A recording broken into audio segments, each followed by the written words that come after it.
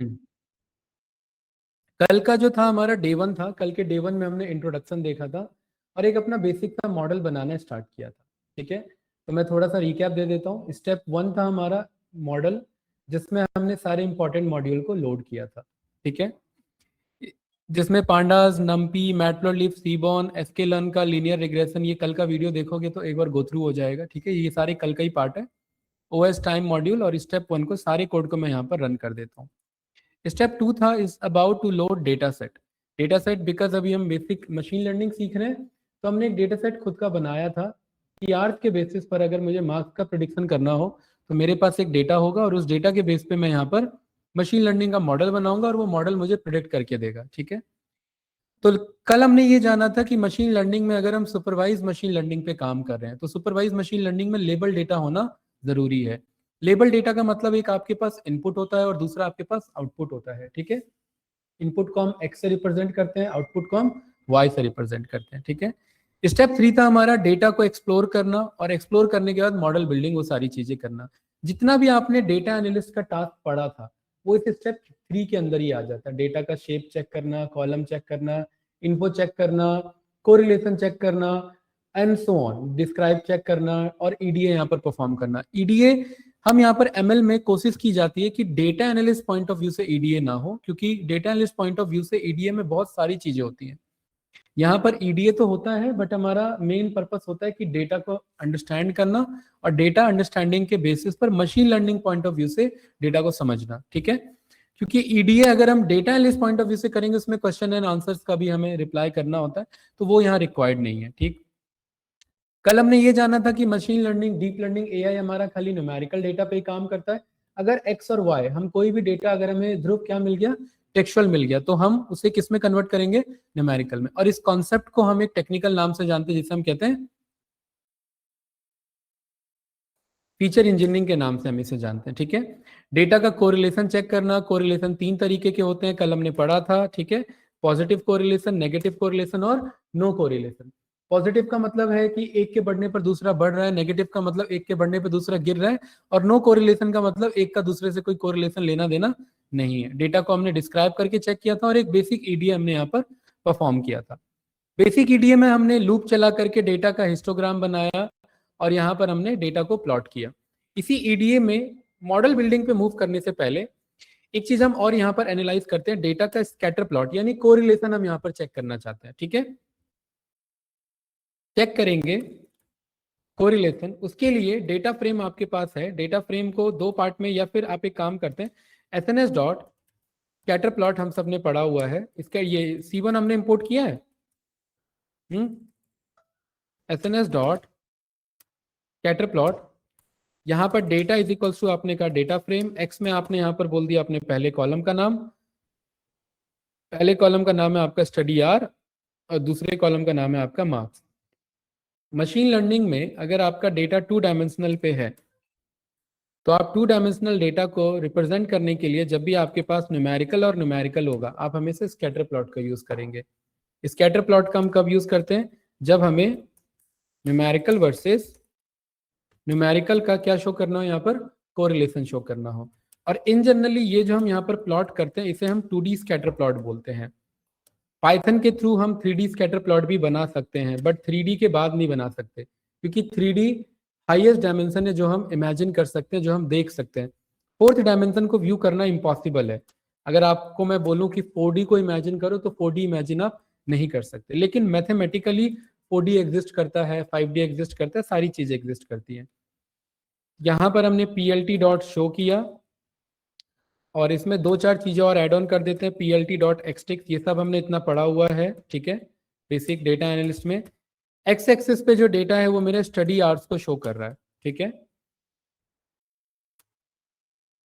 और एक्सटिक्स नहीं, ये एक्स लेबल होता है हमारा। ठीक है,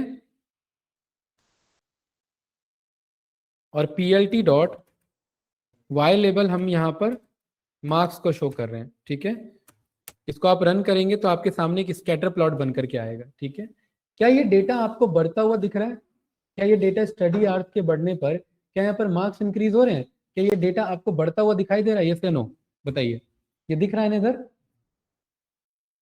तो एक बात बताओ कि इस डेटा को देख करके मैं कह सकता हूँ कि मेरा डेटा पॉजिटिवली कोरिलेटेड है? ध्रुव एक के बढ़ने पर दूसरा क्या हो रहा है यहाँ पर, मेरा इंक्रीज हो रहा है। तो इस चीज को शो करने के लिए हम यहाँ पर स्कैटर प्लॉट भी बना सकते हैं, और यहाँ पर मैं इसे पीएलटी डॉट लाइन प्लॉट का यूज करके इसे मैं थोड़ा सा और शो कर देता हूँ। पीएलटी डॉट लाइन प्लॉट के लिए डेटा फ्रेम का पहले एक एक्स को कॉल कर लेंगे, ये हो गया डेटा फ्रेम का एक्स, और दूसरा यहाँ पर मैंने कॉल कर लिया इसी डेटा फ्रेम का वाई, यानी इसके बेसिस पर। स्पेलिंग सही रखेंगे क्योंकि पाइथन केस सेंसिटिव है। कलर इसका जो है मैं यहाँ पर रेड कर देता हूँ, और लाइन का स्टाइल ये सब हमें सीखने की जरूरत नहीं है क्योंकि ये सब हमने पहले से पढ़ा हुआ है। ये कुछ इस तरीके का डेटा है हमारा यहाँ पर, ठीक है। ये एक्स एक्सिस है, ये वाई एक्सिस है, और ये डेटा का ट्रेंड कुछ इस तरीके से जा रहा है मेरा। परफेक्ट, ठीक। इसके कलर को मैं थोड़ा सा फेड आउट कर देता हूँ क्योंकि मैं इसको इतना ज्यादा डिटेल में नहीं दिखाना चाहता इस लाइन को। अल्फा की वैल्यू मैंने 0.1 के बेसिस पे कर दी। लाइन दिख रहा है सभी को? बहुत लाइट कलर में लाइन है वो, ठीक है। ये अल्फा पैरामीटर के थ्रू कंट्रोल होता है। और यहाँ पर पीएलटी डॉट टाइटल देख करके आप यहाँ पर सामने वाले को समझा सकते हैं कि this is study hours versus marks. Machine learning में आप जब भी काम करेंगे, आपका ईडीए जितना ज्यादा स्ट्रांग होगा उतना अच्छा आप मॉडल बना पाएंगे, ठीक है। जैसे छोटा सा एक एग्जांपल दूंगा।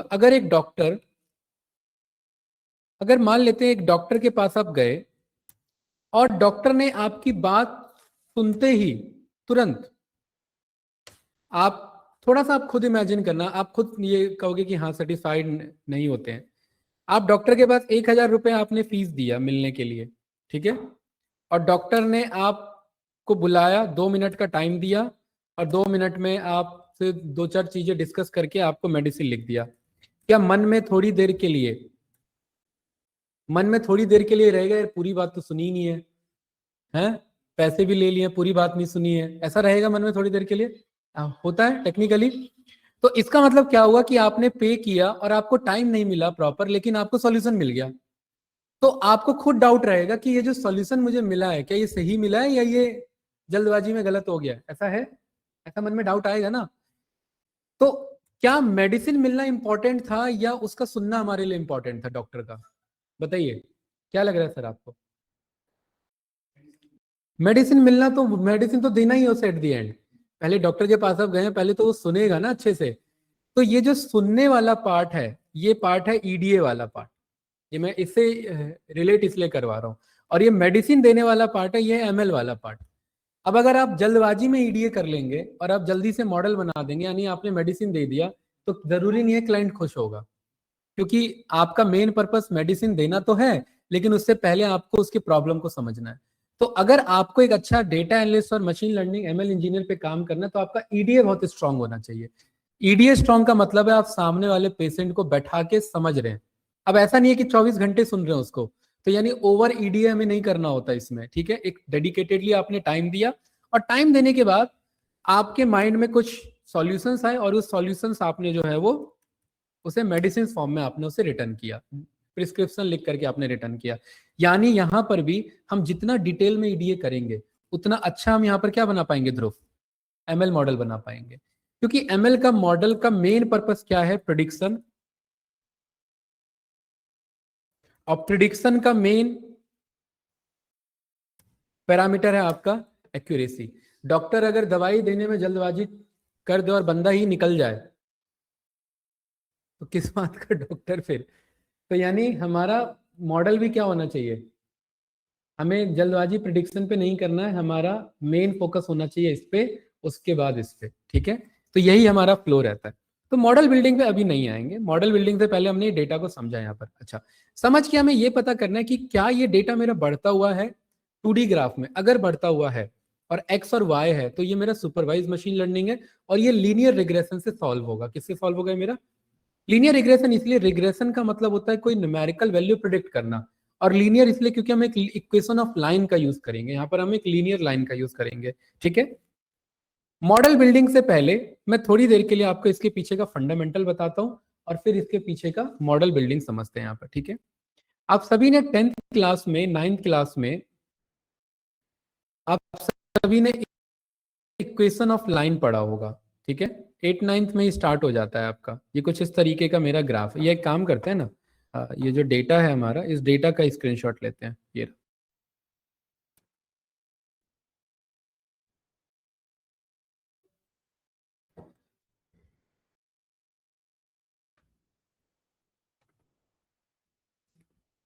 मशीन लर्निंग के फील्ड में ना आपको कोड नहीं उतना समझना होता, कोड इजी है, इसमें आपको कॉन्सेप्ट समझना होता है। ये हमारे पास डेटा है और हमने ये बचपन में पढ़ा हुआ है कि अगर मुझे दो डॉट यानी दो मेरे पास अगर पॉइंट्स हैं, दो पॉइंट्स के बीच में मैं एक लाइन बना सकता हूं, ये हमने पढ़ा हुआ है। एक लाइन बनाने के लिए ध्रुव मुझे एक पॉइंट की जरूरत होती है, दो पॉइंट की जरूरत होती है? अच्छा, एक पॉइंट से क्या हम लाइन बना सकते हैं?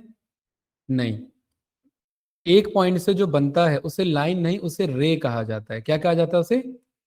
रे। रे का मतलब क्या होता है? रे का मतलब होता है डायरेक्शन लेस। ये ऐसे भी जा सकता है एक पॉइंट से, है ना? ये ऐसे भी जा सकता है। डायरेक्शन लेस का मतलब है उस पॉइंट से स्टार्ट होगा और किसी भी डायरेक्शन में मूव मूव कर सकता है। देखो, यहां से अगर एक मेरा रे स्टार्ट हो रहा है, क्या यहां जा सकता है, इस तरफ जा सकता है, इस तरफ, मतलब कहीं भी जा सकता है। तो यानी अगर मुझे एक लाइन बनाना है, तो लाइन बनाने के लिए एटलीस्ट मुझे एक नहीं, मुझे कितने पॉइंट की जरूरत पड़ेगी? दो पॉइंट की जरूरत पड़ेगी। जब आपके पास दो पॉइंट होते हैं तो आप इनके हेल्प से क्या फॉर्म कर सकते हैं? एक लाइन फॉर्म कर सकते हैं। एक लाइन बनाने के लिए आपको तीन चीजों की जरूरत पड़ती है, ठीक है? और उसे हम बोलते हैं इक्वेशन ऑफ लाइन। और इक्वेशन ऑफ लाइन आपने 8th नहीं या 9th क्लास में ये कहीं ना कहीं पढ़ा होगा, जो होता है हमारा m इंटू एक्स प्लस में c।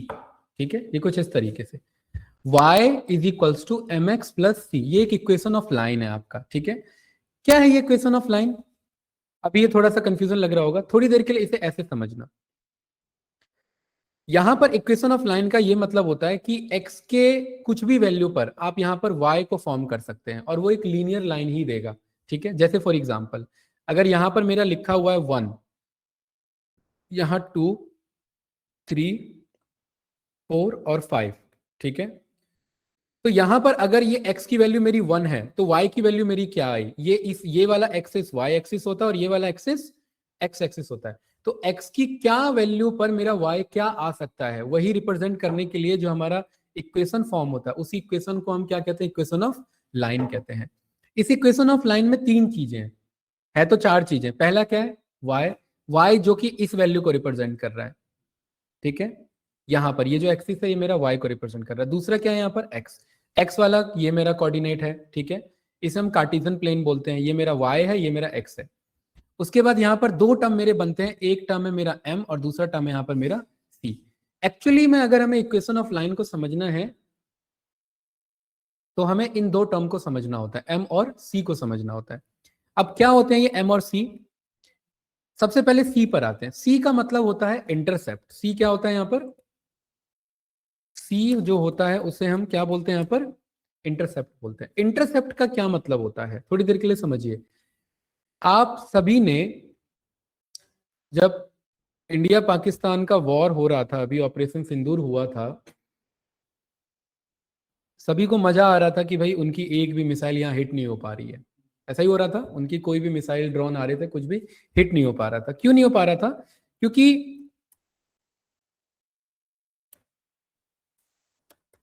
क्योंकि जब कोई मिसाइल लॉन्च होता है, उसे बैलिस्टिक मिसाइल, अगर हम बैलिस्टिक मिसाइल का एग्जांपल लेते हैं, तो वो बैलिस्टिक मिसाइल ना एक पैराबोला पाथ को फॉलो करता है। वो कुछ इस तरीके का होता है, कर्व।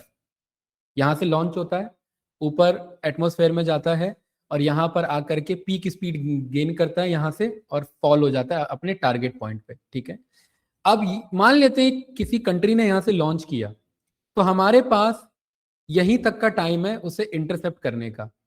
क्योंकि अगर इस एरिया में कहीं पर भी अगर आ गया, जितना ज्यादा टारगेट के क्लोज होगा हम उसे रोक नहीं पाएंगे।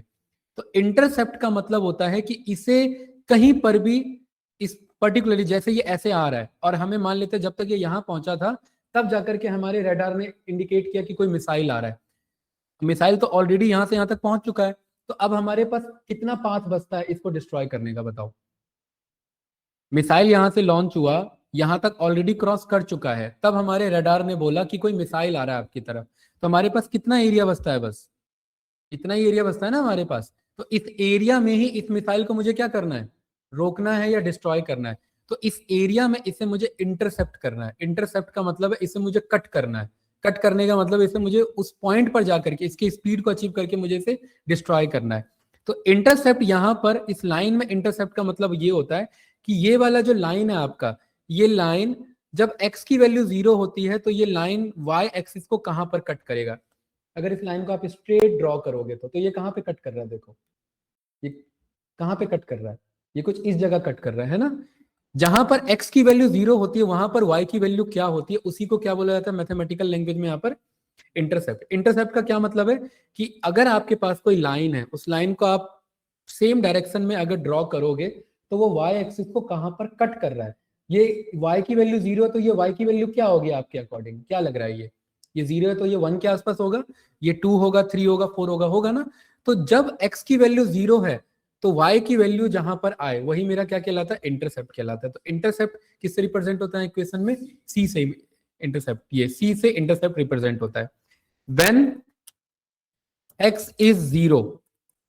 अब थोड़ी देर के लिए देखना, x की जगह यहां 0 लिख दो तो m मल्टीप्लाई 0 क्या हो गया, 0, और y बराबर क्या रह गया, c। यानी y ही c है, y ही c है, मतलब कि y जहां पर कट हो रहा है वही इंटरसेप्ट कहलाता है मेरा। तो c का यहाँ पर क्या रिप्रेजेंटेशन है, इंटरसेप्ट की लाइन कहां पर y एक्सिस पे कट हो रही है जब x की वैल्यू क्या है यहाँ पर 0 है, ठीक है। दूसरा यहां पर हमें चीज समझना है, that is called m। m का मतलब होता है स्लोप। स्लोप का मतलब होता है एंगल, कि किस एंगल पे कट हो रही है, किस स्लोप पे कट हो रही है। जैसे थोड़ी देर के लिए आप लोगों ने ये वाला बचपन में झूला देखा होगा, इस झूला को देख के मुझे बताओ कि बच्चों के लिए ये वाला झूला सही है, यहां से ये सीढ़ी से चढ़ के गया और यहां से ऐसे ये उतरेगा, ये वाला आपका स्लाइडर ठीक है या ये वाला ठीक है, बताइए क्या लग रहा है, ये वाला या दूसरा ये वाला, कौन सा वाला, ए और बी, ये ए है ये बी है, इसका कलर चेंज कर देते हैं। ध्रुव कौन सा वाला, बी वाला, क्यों, क्योंकि इसमें बच्चा टॉप पे पहुंच तो गया लेकिन यहां से जब ये झूलेगा तो ये झूलेगा नहीं, एक्चुअली ये गिरेगा ठीक है, और यहां से जब ये गिरेगा तो इसे चोट लगेगी। इन दोनों में फर्क क्या है तो दोनों ट्राइंगल ही, इन दोनों में एक फर्क है, दैट इज कॉल्ड इसके एंगल का फर्क। यहां पर आप अगर चेक करेंगे तो यहां पर जो है इसे थीटा बोला जाता है, ये सब ट्रिग्नोमेट्री में पढ़ा है आपने। थीटा मतलब इसका एंगल हाई है, और यहां पर थीटा मतलब इसका एंगल क्या है, लो है। और इसी एंगल को एंगल ना बोल करके स्लोप से रिप्रेजेंट किया जाता है, ठीक है, ये वही स्लोप होता है हमारा। तो अगर किसी ट्राइंगल का स्लोप कम है इट मींस एंगल कम है, किसी ट्राइंगल का स्लोप ज्यादा है इट मींस एंगल ज्यादा है। तो ये लाइन ध्यान से देखना, ये लाइन एक्स एक्सिस के अकॉर्डिंग जब मैं एक पैरेलल लाइन ड्रॉ करूं तो इसका क्या एंगल फॉर्मेशन हो रहा है, ये कुछ इस तरीके से, इसका क्या एंगल फॉर्मेशन हो रहा है, यही मेरा क्या कहलाता है, स्लोप कहलाता है। यानी ये वाला जो एरिया है, ये वाला एरिया, ये एरिया क्या कहलाया, ये स्लोप कहलाया, ये दोनों बराबर होंगे, ठीक है। ये एंगल क्या कहलाया, angle with respect to X axis is called slope, आपका एम की वैल्यू, ठीक है। यहां तक क्लियर है कि नहीं है। तो सी हमें समझ में आ गया, सी की वैल्यू क्या है यहाँ पर, इंटरसेप्ट, और एम की वैल्यू क्या है यहाँ पर, एम किसको रिप्रेजेंट करते हैं हम, एम होता है हमारा यहाँ पर स्लोप से रिप्रेजेंट होता है। स्लोप यहां पर क्या होता है, स्लोप का मतलब होता है कि रिलेशन बिटवीन आपका परपेंडिकुलर एंड बेस, परपेंडिकुलर और बेस के बीच के रिलेशन को हम स्लोप कहते हैं। आप सभी ने टेन थीटा पढ़ा होगा, tan theta cos theta sine theta पढ़ा होगा, क्या होता है वो ट्रिग्नोमेट्रिक रेशियोज होते हैं हमारे, ठीक है। इसको हम बोलते हैं परपेंडिकुलर, इसको हम यहाँ पर बोलते हैं, देखिए माइंड में आ रहा होगा कि यार चलना तो मशीन लर्निंग था लेकिन ये मैथमेटिक्स पे क्यों आ गए। मैं पहले ही बता देता हूँ, मशीन लर्निंग का दो एस्पेक्ट होता है, एक होता है मैथमेटिकल एस्पेक्ट और एक होता है कोडिंग एस्पेक्ट। कोडिंग एस्पेक्ट उतना इंपॉर्टेंट नहीं है, मेन सीखने वाली चीज मैथमेटिक्स ही होती है, और वो भी फंडामेंटल एटलीस्ट। मैं इंटीग्रेशन डिफरेंशिएशन नहीं बता रहा हूँ, मैं बेसिक फंडामेंटल, क्योंकि ये कॉन्सेप्ट सब पता होना चाहिए, ठीक है, अदरवाइज इस फील्ड में टिक नहीं पाओगे।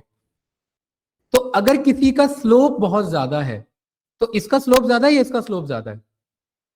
स्लोप नहीं नहीं, एंगल एंगल। स्लोप ज्यादा मतलब एंगल ज्यादा। स्लोप इसका ज्यादा है या इसका ज्यादा है? किसका? रेड कलर बताओ, रेड या ब्लैक? रेड का स्लोप बहुत ज्यादा है और ब्लैक का स्लोप कम है। तो स्लोप का मतलब होता है कि परपेंडिकुलर और बेस में कोरिलेशन बताना।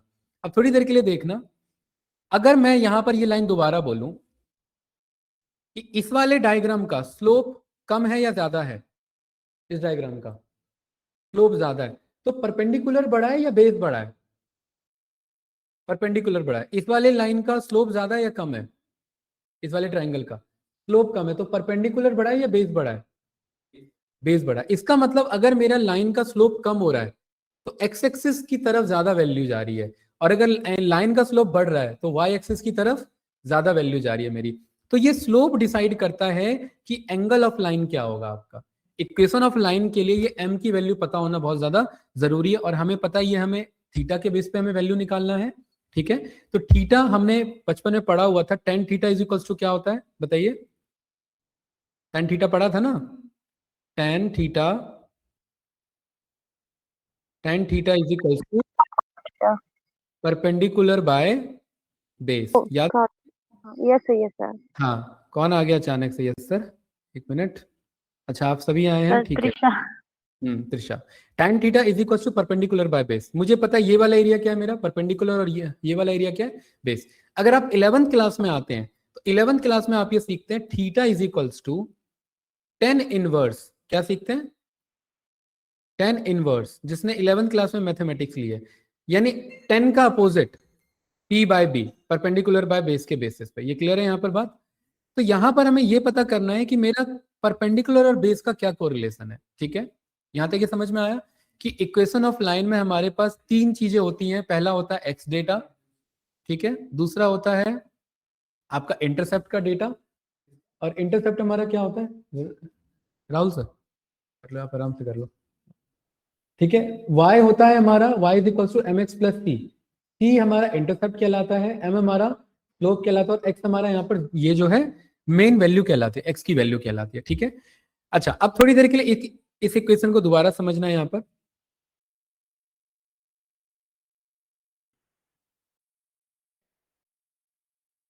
जैसे यहां पर मैंने दो पॉइंट प्लॉट किए, पहला पॉइंट और दूसरा पॉइंट, ठीक है। इस वाले पॉइंट को आप सभी ने 8th 9th क्लास में पढ़ा हुआ है। इस वाले पॉइंट को बोला जाता था x1 कॉमा y1, याद है? याद है कि ये नहीं याद यस है? सर याद x1 है। कॉमा y1, ठीक है।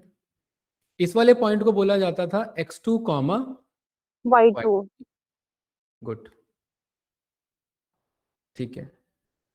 आप सभी ने डिस्टेंस एल्गोरिथम पढ़ा हुआ था। डिस्टेंस का मतलब होता है इनके बीच की दूरी निकालना, याद होगा? इनके बीच की दूरी यानी इनके बीच का ये जो हाइपोटेनियस का एरिया होता है वो दूरी निकालना, ठीक है। अच्छा, ये मुझे पता है ये एक मेरी लाइन है, ओके। इस लाइन के अगेंस्ट में मैंने क्या किया, दो लाइन और ड्रॉ किया। एक मैंने जो एक्स एक्सिस के पैरेलल लाइन जा रही है नीचे के कोऑर्डिनेट से मैच होता हुआ, और दूसरा लाइन मैंने ड्रॉ किया जो वाई एक्सिस के पैरेलल जा रही है दूसरे कोऑर्डिनेट से मैच करते हुए। ये बात क्लियर है? इस वाले पॉइंट को क्या बोला हमने, x2 कॉमा y2। इस वाले पॉइंट को क्या बोला हमने, x1 कॉमा y1। और इन दो पॉइंट के रेफरेंस में मुझे ये पॉइंट मिल जाएगा। ये वाला पॉइंट कहलाएगा मेरा x2 y1। क्या कहलाएगा पॉइंट? x2 मतलब यहां पर ये देखो ना क्या वैल्यू आ रही है, x की 2 वैल्यू आ रही है, और यहां से क्या वैल्यू आ रही है, y की 1 वैल्यू आ रही है। तो इस वाले पॉइंट को हम क्या कहेंगे, x2 y1।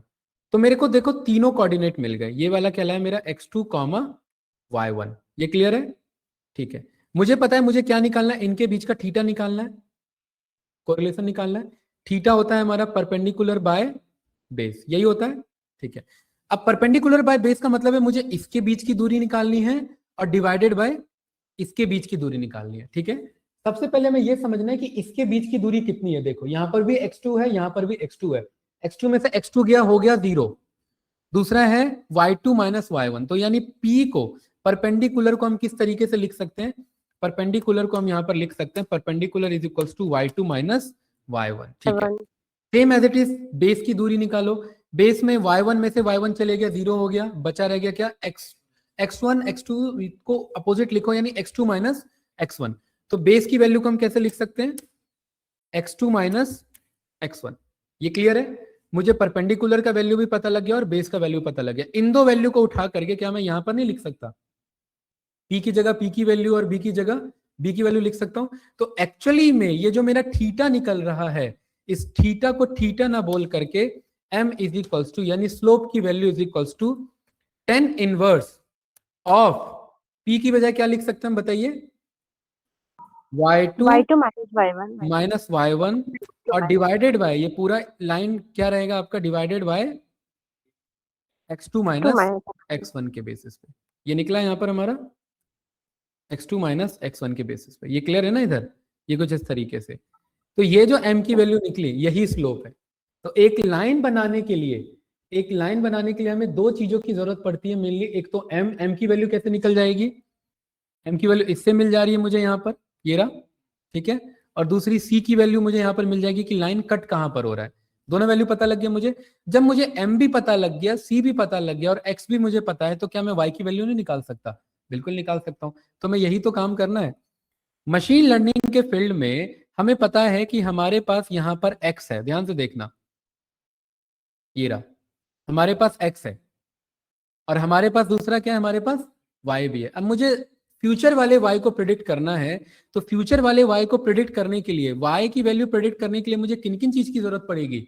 m की, x की और c की। x तो मेरे पास है डेटा में, तो मतलब y की नई वैल्यू निकालने के लिए मुझे बस दो ही चीज की जरूरत पड़ेगी, क्या? m और c की। और m और c जिस दिन मुझे मिल गया, मुझे इक्वेशन ऑफ लाइन मिल जाएगा। और इक्वेशन ऑफ लाइन अगर मुझे मिल गया तो मैं कोई भी y की वैल्यू प्रिडिक्ट कर सकता हूँ। यही काम मशीन लर्निंग आपको ला करके देता है। तो मशीन लर्निंग का काम है दो वैल्यू को ढूंढ करके देना। पहला कौन सा वैल्यू? पहला m की वैल्यू ढूंढ करके ला के देना, और दूसरा किसकी वैल्यू? c की वैल्यू ला करके ढूंढ के देना। यही वो दो चीज ला करके आपको देगा, m और c, क्योंकि x आपके पास पहले से मौजूद है।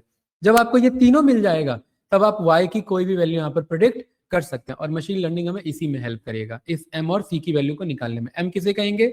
स्लोप को। c किसे कहेंगे? इंटरसेप्ट को। m कैसे निकलेगा? tan inverse y2 minus y1 x2। ये हमें फॉर्मूला से नहीं निकालना, हमें तो एल्गोरिदम यूज करके निकालना है। और c कैसे निकलेगा? c हमारा जहां पर x की वैल्यू 0, y की वैल्यू क्या आ रही है, उसे इंटरसेप्ट पे कट करके। ये क्लियर है यहाँ पर? ठीक है, तो इतना मुझे समझ में आया। अब थोड़ी देर के लिए देखिए, ये जो डेटा था, सवाल ये कि मशीन लर्निंग को कैसे पता लगता है कि यही लाइन बेस्ट है, वही चीज हम यहाँ पर सीखेंगे। अब मुझे पता है कि ये तो क्लियर हो गया कि मशीन लर्निंग को एक बेस्ट लाइन फाइंड करनी है, ये यहां तक तो क्लियर है। अब सवाल ये कि बेस्ट लाइन ये वाली लाइन हो, देख लो जो सारे डॉट से मैच हो रही है, ये वाली लाइन हो, ये वाली लाइन हो, या ये वाली लाइन हो, या ये वाली लाइन हो। कौन सी लाइन सही लग रही है? कोई तो लाइन सही लग रही होगी, ये वाली लाइन या ये वाली लाइन या ये वाली लाइन, कौन सी लाइन सही लग रही है बताइए? ऐसे रैंडम बताओ। ये वाली। तो मशीन लर्निंग क्या करता है? मशीन लर्निंग ना सबसे पहले एक ना रैंडम सी इनिशियलाइज करेगा। सी का मतलब कि जब एक्स की वैल्यू 0 तो वाई क्या है, ये क्लियर है? सी इनिशियलाइज करने के बाद, क्योंकि मुझे पता है एंगल, स्लोप को कह रहे हैं हम यहाँ पर, एंगल चेंज करेगा। अब देखना, स्टार्टिंग एंगल यहाँ 0 से रहेगा, एकदम एकदम पैरेलल बन रही है, और यहां से ये धीरे धीरे एंगल चेंज करता हुआ जाएगा इंटरनली लाइन फॉर्म करने के लिए। जब ये इंटरनली एंगल ऐसे चेंज कर रहा है, तो मॉडल कहां पर रुकना चाहिए? लाइन कहां रुक जानी चाहिए बताइए? कहां रुक जाए? यहां रुक जाए, यहां रुक जाए, यहां रुक जाए, यहां रुक जाए, या पार हो जाए? कहीं तो इसे रुकना होगा ना। तो ये लाइन कहां से? ऐसे 0 से स्टार्ट होगा और 0 से चलते चलते चलते इंटरनली ये सारा काम कोड करेगा।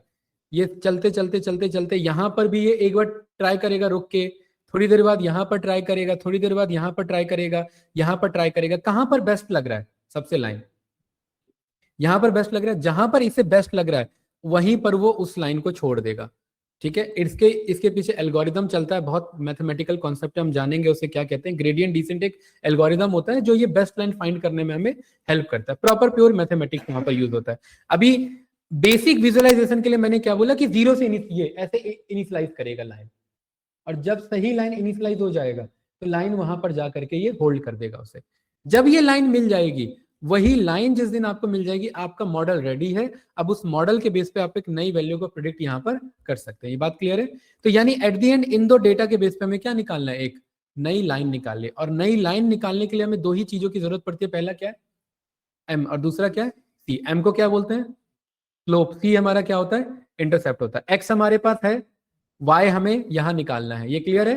ठीक है, लेकिन हमें वाई नहीं निकालना, यहां पर हमें एक्स और वाई के बेस पे हमें एक्स और वाई के हेल्प से, देखो ना यहाँ पर हमारे पास कोड में हमारे पास तो दोनों है ना, ये वाला एरिया एक्स और ये वाला एरिया वाई, क्योंकि हम एमएल सीख रहे हैं। एमएल में कल ही मैंने, आप अगर कल का वीडियो देखोगे, मैंने कल आपको बताया हुआ था कि ट्रेडिशनल वे में क्या होता है। ट्रेडिशनल वे में आपके पास एक्स यानी इनपुट डेटा आता है, आप उसका आप कुछ अपने तरफ से क्या बनाते हैं, आप कुछ एल्गोरिदम बनाते हैं और उसके बेस पे आप वाई वैल्यू को क्या करते हैं, प्रिडिक्ट करते हैं, यही करते हैं। लेकिन यहां उल्टा है, यहां एमएल वे में आपका क्या होगा कि आपके पास एक्स होगा यानी इनपुट डेटा होगा, और दूसरा क्या होगा, वाई होगा यानी आउटपुट डेटा होगा, और आपको एल्गोरिदम बनवाना है एमएल से। समझे क्या बनवाना है? और यही एल्गोरिदम को हम एमएल मॉडल बोलते हैं। समझ में आया? हमें पता है ये एल्गोरिदम मींस एक कहीं ना कहीं एक इक्वेशन होता है। क्या होता है एल्गोरिदम? इक्वेशन। इक्वेशन का मतलब एक लॉजिक जो कि डिजाइन है किसी पैटर्न पे। किस पे डिजाइन है? पैटर्न पे। और यही लॉजिक और इक्वेशन और एल्गोरिदम मशीन लर्निंग के वे में क्या होगा, एमएल मॉडल खुद बनाएगा। और वो किसके थ्रू बनाएगा? पैटर्न की अंडरस्टैंडिंग के बेस पे बनाएगा। तो ट्रेडिशनल वे और एमएल वे में डिफरेंस क्लियर है यहाँ पर त्रिशा? ट्रेडिशनल वे में क्या होता है, हाँ आपके पास इनपुट आता है, आप खुद का कुछ लॉजिक बनाते हैं और उसके बेस पे वाई वैल्यू प्रेडिक्ट करते हैं। और एमएल में क्या है? सर। हाँ, सर क्लासेस 4:30 पे स्टार्ट हुई है ना? नहीं नहीं 4:30 पे नहीं, क्लासेस 4 बजे स्टार्ट हुई है। ओके ठीक सर, है, डेली 4 o'clock ही है? हाँ हाँ, अभी फिलहाल 4 o'clock 4 है। to 6? आपकी कोई क्लासेस चलती रहती हैं? नो नो नो सर, मैं एक्चुअली 4, ओके आई थिंक मैंने ज्वाइन की तो उस टाइम क्लासेस स्टार्ट नहीं थी, देन मैंने क्विट कर दिया। मैं फिर वेट कर रहे थे एक्चुअली एक्चुअली जब बाकी ज्वाइन कैंडिडेट्स कर के रहे लिए, थे। 5-10 मिनट वेट कर रहे थे। ठीक है, नेक्स्ट ओके टाइम सर। हाँ 4 o'clock से स्टार्ट होगा। ओके तो ट्रेडिशनल ओके वे में सर। एक्स होता है। एल्गोरिदम कौन बनाता है? एल्गोरिदम कौन बनाता है? ये कौन बनाता है? यूजर। यूजर। ठीक है। और एमएल वे में क्या होता है, एक्स और वाई होता है हमारे पास, और एल्गोरिदम कौन बनाता है? ML model. और यही काम हम किसके हेल्प से करवाएंगे? पाइथन के हेल्प से कराएंगे। तो ये डिफरेंस समझ में आ रहा है दोनों के बेस पे? तो यहाँ पर एक्स होता है, एल्गोरिदम बनाते हैं, वाई हमें यहाँ मिल जाता है। यहाँ एक्स होता है, वाई होता है, एल्गोरिदम एमएल को बनाना होता है, और उसकी एमएल को एमएल मॉडल कहा जाता है। तो यही स्टेप है एमएल मॉडल बिल्डिंग। यहाँ पर मॉडल बनाने का मतलब है यहाँ पर हमें इक्वेशन और लॉजिक हमारा मॉडल ढूंढ के खुद स्टोर करके रखेगा। ठीक है, तो उसी के लिए यहाँ पर ये पूरा फंडामेंटल, ये जो लाइन 1 यहाँ पर आप सारी चीजें देख रहे थे ना, सारी चीजें चेंज होती है। ठीक है, तो इसी एमएल मॉडल के लिए हम यहाँ पर अगला स्टेप इंट्रोड्यूस करते हैं, स्टेप नंबर 4, जिसमें आप मॉडल बिल्डिंग करेंगे। और फिर एक टास्क दूंगा, आप उसी टास्क पर आप यहाँ पर वर्क करेंगे। एमएल मॉडल बिल्डिंग से पहले आपको अपने डेटा को डिवाइड करना होता है दो दो पार्ट में। Divide data into 2 part. पहला पार्ट होता है एक्स और दूसरा पार्ट होता है वाई। एक्स का मतलब होता है कि इसमें कौन सा कॉलम एक्स को रिप्रेजेंट कर रहा है। इन जनरली जो पहला कॉलम होता है या जो लास्ट का कॉलम होता है, लास्ट का कॉलम वाई होता है इन जनरली, और बाकी सारे कॉलम एक्स को रिप्रेजेंट करते हैं। बट हम ये एक इन जनरल डेफिनेशन है, हमेशा ऐसा नहीं होगा। तो इसीलिए आप बस वाई को पकड़िए और बाकी जो बच गया वो सारा क्या है, एक्स है। तो इस स्टडी आवर्स और मार्क्स में कैसे पता करें वाई क्या होगा, क्या प्रिडिक्ट करना है, वही वाई होता है। क्या प्रिडिक्ट करना है? बंदे के आर्ट्स के बेसिस पे मार्क्स प्रिडिक्ट करना है, या मार्क्स के बेसिस पे कितना घंटा पढ़ाई करता है वो प्रिडिक्ट करना है? क्या प्रिडिक्ट करना है? मार्क्स। तो मार्क्स अगर वाई है तो क्या बच गया, एक्स। तो एक्स क्या होगा, स्टडी आवर्स होगा। तो आपको एमएल में वाई ढूंढना है, टारगेट ढूंढना बहुत ज्यादा इंपॉर्टेंट होता है। तो यहां पर हम क्या करेंगे, यहां पर हम एक्स नहीं, पहले वाई को आइडेंटिफाई करेंगे।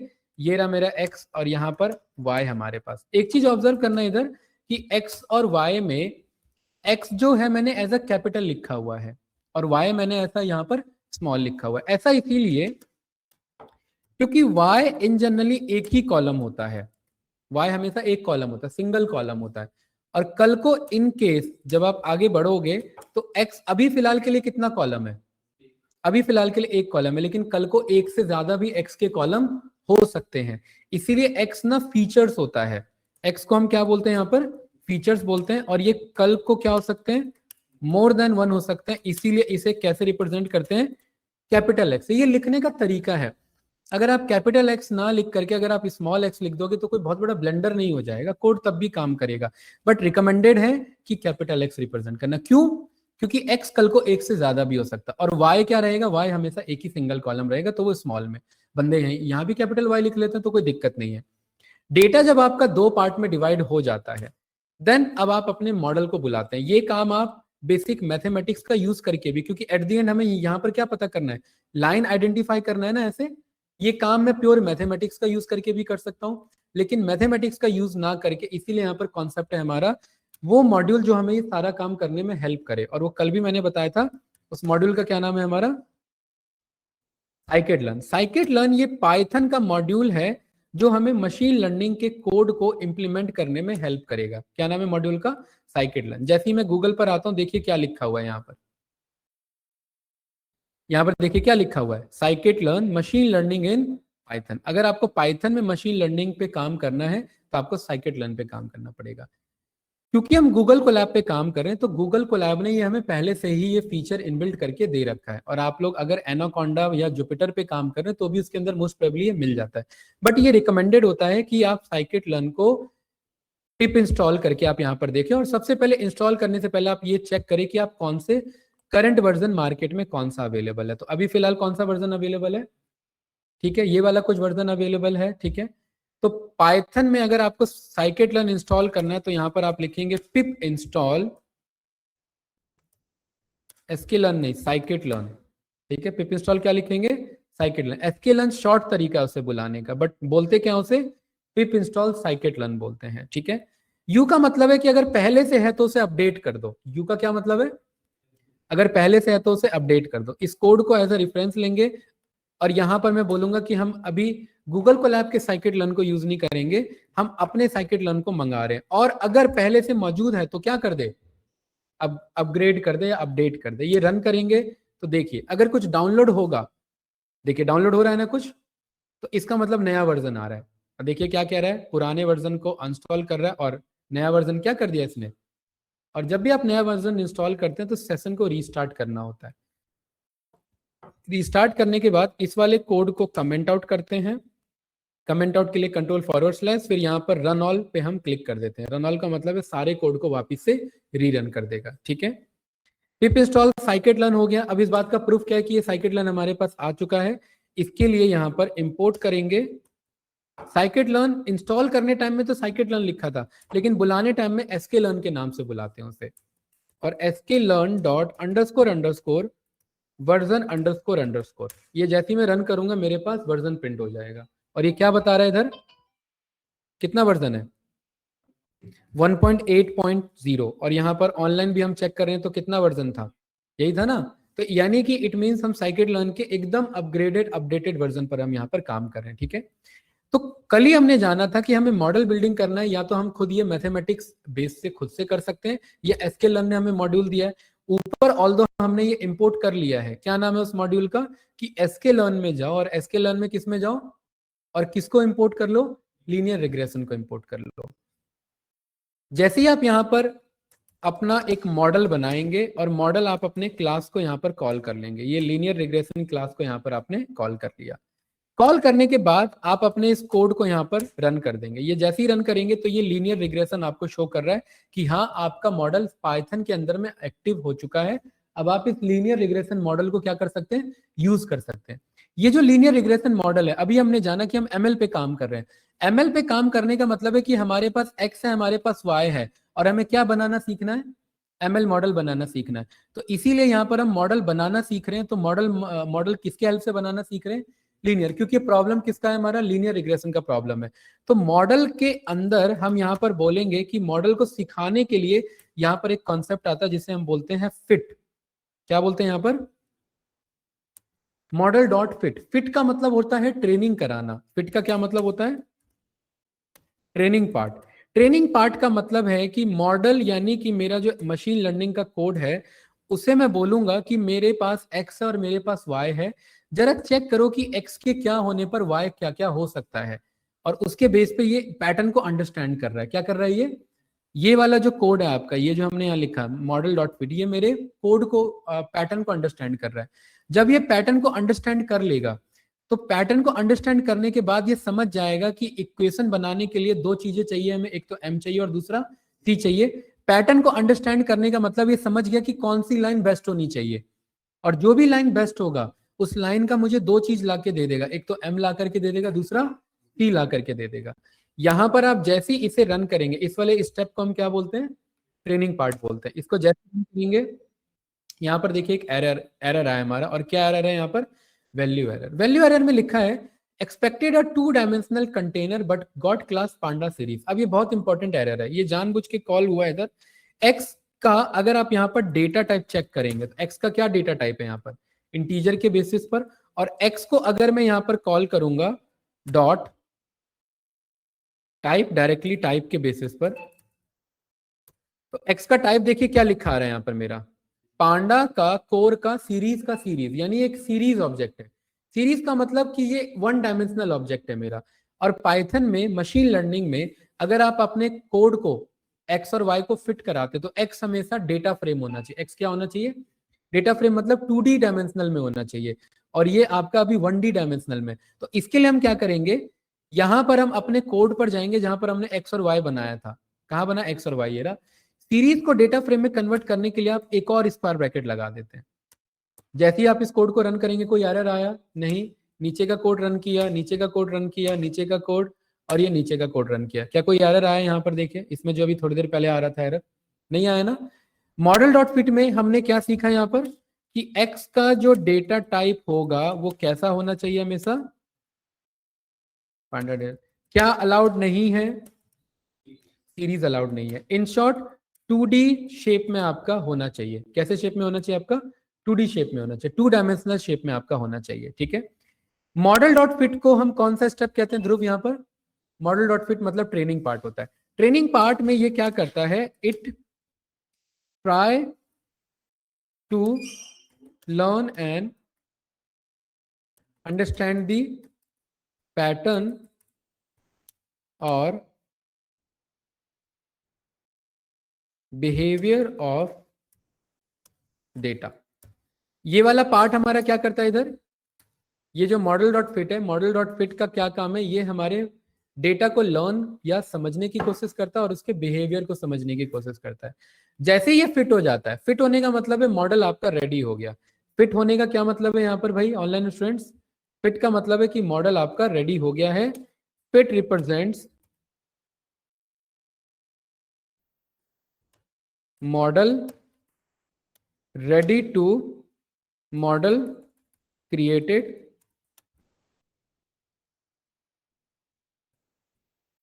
Model created successfully and ready to check, यानी मॉडल आपका जो है वो बन चुका है और अब आप इसे चेक कर सकते हैं, ठीक है। ये हमारा कौन सा वाला पार्ट है, ये हमारा फिट वाला पार्ट है। ये जो हमने यहाँ पर फिट किया था ना, उस वाले पार्ट को रिप्रेजेंट करता है, ठीक है। अभी हमने जाना कि इक्वेशन ऑफ लाइन में दो चीजें हमारे लिए इंपॉर्टेंट होती है, y is equals to m into में x प्लस में c। इसमें क्या इंपॉर्टेंट है ऑनलाइन स्टूडेंट्स, दो चीजें। पहला y हमारे पास है डेटा में, x भी हमारे पास है, तो दो चीजें यहाँ पर बच गई। एक तो बच गया m जो कि हमारा स्लोप है, और दूसरा है c जो कि हमारा यहाँ पर इंटरसेप्ट। जैसे ही हम ये फिट कर देते हैं यहाँ पर, जैसे ही हम ये वाला कोड रन कर देते हैं मॉडल डॉट फिट, ये अपने आप समझ जाता है कि बेस्ट लाइन क्या होना चाहिए। मॉडल डॉट फिट आपका मीन्स इट विल गिव आपका बेस्ट लाइन, या आपको क्या रिटर्न करेगा, एक बेस्ट लाइन रिटर्न करेगा। जैसे ये लाइन यहाँ पर बन रही थी ना, पहले ये लाइन ऐसे बनना स्टार्ट होगी, फिर एक टाइम पर जाकर के यहाँ रुक जाएगी जहां पर बेस्ट लाइन मिलेगा। तो ये मॉडल डॉट फिट यही बेस्ट लाइन आपको रिटर्न करता है, और इस बेस्ट लाइन के बेसिस पर अब आप दो चीजें यहाँ पर निकाल सकते हैं। इक्वेशन ऑफ लाइन में दो चीजें आपको मिलती है, एक तो m और एक c। तो यहाँ पर ये जो आपने मॉडल बनाया, इस मॉडल के अंदर में आप यहाँ पर इंटरसेप्ट पर आएंगे तो देखिए आपको इंटरसेप्ट की वैल्यू मिल गई। क्या मिली इंटरसेप्ट की वैल्यू, 21.555 समथिंग लाइक दिस। इसको जो है मैं इसे टी में स्टोर कर लेता हूँ, क्योंकि मुझे पता है ना इंटरसेप्ट किससे रिप्रेजेंट होता है, टी से, और इसको मैंने सी में स्टोर कर लिया। Same as it is model, ये जो है, ये जो हमारा एक्स है ना, एक्स के बगल में ये है, इसे हम क्या बोलते हैं, स्लोप। और अगर आप 10th क्लास का या 8th क्लास का अगर आप मैथमेटिक्स याद करेंगे, इसको ना कोफिशिएंट ऑफ एक्स भी बोला जाता है। कोफिशिएंट ऑफ एक्स का मतलब है कि एक्स के आगे क्या इंटीजर या डिजिट रखा हुआ है, उसे एक्स का कोफिशिएंट बोला जाता है। लेकिन एमएल के फील्ड में इसे क्या बोला जाता है, हमारा स्लोप बोला जाता है। लेकिन डीप लर्निंग के फील्ड में यही स्लोप ना होकर के वेट बन जाता है। एमएल में देखो, ध्यान से देखना, जो जो मैं वर्ड बोल रहा हूँ, ये जो एम है, ये एम एक्चुअली में क्या है, एक ही ये आपका लेटर है, लेकिन इसके मीनिंग अलग अलग है, ठीक है। अभी फिलहाल क्या, ये इक्वेशन ऑफ लाइन में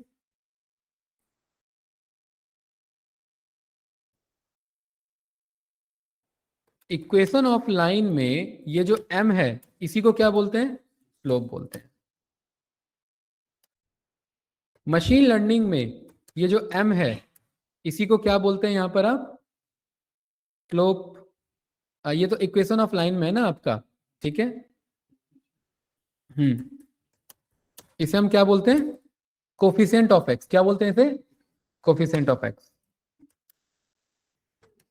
डीप लर्निंग में यही m, हैरानी की बात है एक ही m है लेकिन नाम इसके 3 अलग अलग है, यही क्या बन जाता है आपका, वेट्स बन जाता है, ठीक है। किसको, किसको, इक्वेशन ऑफ लाइन में स्लोप बोलते हैं, मतलब वो तो मैंने समझाने के लिए बोला था उसे। इसको टेक्निकली, ये तो बेसिक मैथमेटिक्स है, ये तो एमएल में समझाने के लिए लिखा हूं, ये तो बेसिक मैथमेटिक्स में 8th क्लास में पढ़ाया गया था कि एक्स का कोफिशिएंट कहा जाता है इसे, ठीक है। एमएल में आप दोनों वर्ड यूज कर लो, स्लोप भी यूज कर लो या कोफिशिएंट ऑफ एक्स भी यूज कर लो, बट डीप लर्निंग में यही क्या कहलाता है, वेट्स कहलाता है, ठीक है। तो एक ही ये है बट इसके नाम अलग अलग है, ठीक है। अच्छा, ये तो हो गया एम का behaviour. Same as it is equation of line में ये जो सी है, इसको क्या बोलते हैं, इंटरसेप्ट बोलते हैं। एमएल में ये जो सी है, इसे हम यहां पर बोलते हैं आपका बायस। क्या बोलते हैं इसे, बायस। और डीप लर्निंग में, हाँ डीप लर्निंग में वही, डीप लर्निंग में भी ये हमारा क्या कहलाता है, आपका बायस कहलाता है। एमएल में भी ये बायस कहलाता है और डीप लर्निंग में भी ये बायस। लेकिन एमएल में और डीप लर्निंग में क्योंकि दोनों में सेम लगता है, तो एमएल में इसको बोल दिया जाता है आपका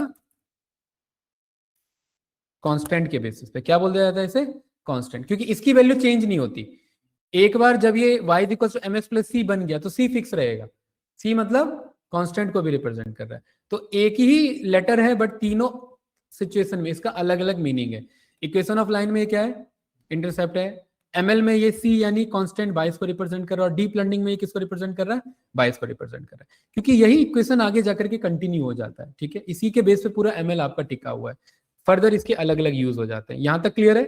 तो ये जो मॉडल के अंदर जब वो मॉडल ट्रेन हो जाता है, मॉडल जब फिट हो जाता है, तो इंटरसेप्ट, इंटरसेप्ट किसे बोलते हैं, ये देखो इंटरसेप्ट किसे बोलते हैं यहाँ पर, ये रहा इक्वेशन ऑफ लाइन, यहां पर भी आप इसे इंटरसेप्ट बोलो, ये रहा।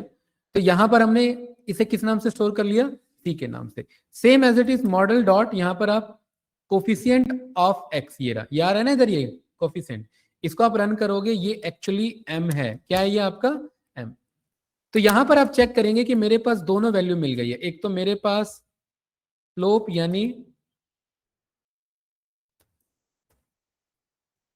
यानी मेरे पास m की वैल्यू मिल गई मुझे। m की वैल्यू किससे मिली, m नाम से, और दूसरी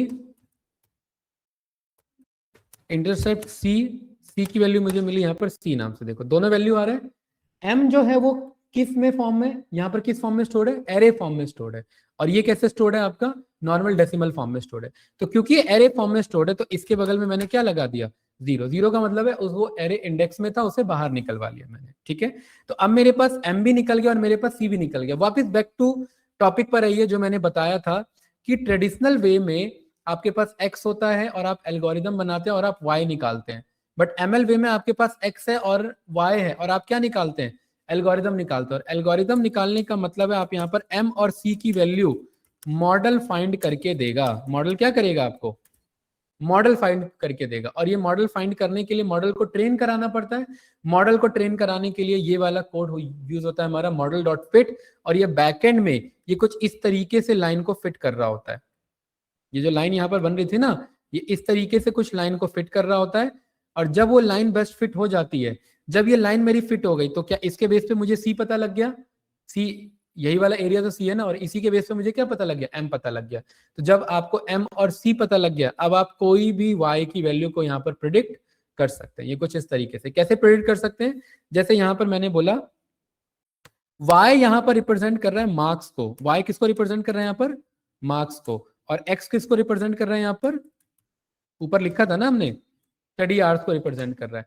तो अगर मैं बोलता हूं यहाँ पर y is equals to M into X plus में c, तो क्या मैं ये नहीं बोल रहा हूं यहाँ पर कि marks is equals to M into में स्टडी आर प्लस में c? क्या मैं यही बात नहीं कह रहा? बताओ। क्योंकि मुझे पता है y क्या है, मेरा मार्क्स है, तो y की जगह मैंने क्या लिख लिया?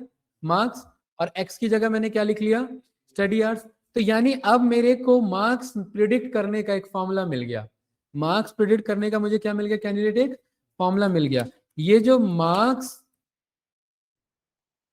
मार्क्स प्रिडिक्शन का मेरा फॉर्मूला है, यही एक्चुअली में क्या कहलाया? मेरा एल्गोरिदम। और यही एक्चुअली में क्या कहलाया? ML model. और यही एमएल मॉडल अब क्या कर सकता है? It can predict any marks based on given study hours. अब आप ये जो फॉर्मूला आपके सामने बन करके आ गया, marks is equals to M into study are plus c, इसके बेस पे जब इस इक्वेशन को मैं सॉल्व करूंगा तो क्या मुझे मार्क्स नहीं मिलेंगे? बिल्कुल मार्क्स मिलेंगे। चलो अब इसे सॉल्व करके देखते हैं। अगर मान लेते हैं कोई बंदा स्टडी आवर्स, अगर कोई बंदा यहाँ पर पढ़ता है 4 घंटे 80 मिनट, 4 घंटे 80 मिनट नहीं हो सकते, 4.8 है, ठीक है। 4.8 का मतलब है कि 5 घंटे के क्लोज है यहाँ पर, ठीक है। उसका स्टडी आवर्स कितना है? 4.8 आवर्स, ठीक। तो मुझे ये पता करना है ध्रुव की उसका मार्क्स कितना होगा। तो क्या मेरा इक्वेशन क्या बन रहा है यहाँ पर? त्रिशा क्या इक्वेशन बन रहा है इधर, बताओ जरा। मार्क्स इज इक्वल्स टू, यही बन रहा है, m into study are plus c. ये क्लियर है? की वैल्यू मुझे यहां पर मिल गई है मॉडल से, सी की वैल्यू भी मुझे यहाँ मॉडल से स्टोर हो गई है, मिल गई है, मॉडल ने वो ला करके दोनों वैल्यू दी। तो जब अपने आप एम की वैल्यू यहाँ पर आ जाएगा, स्टडी आर की वैल्यू यहाँ से उठ के यहाँ पर आ जाएगी, सी की वैल्यू वहां से ऊपर से उठ के यहाँ पर आ जाएगी। और जब आप यहाँ पर प्रिंट करेंगे योर, आपका एस्टिमेटेड मार्क्स, या एस्टिमेटेड नहीं, योर प्रिडिक्टेड मार्क्स, जब ये इक्वेशन सॉल्व हो जाएगा, तो इक्वेशन सॉल्व हो जाएगा तो यहाँ मार्क्स के अंदर आंसर आ जाएगा ना। तो यहाँ पर जो मेरा मार्क्स का आंसर है वो मुझे यहाँ पर मिल जाएगा, लाइक दिस, देखो जिस तरीके से। तो मुझे प्रिडिक्टेड मार्क्स कितना बता रहा है?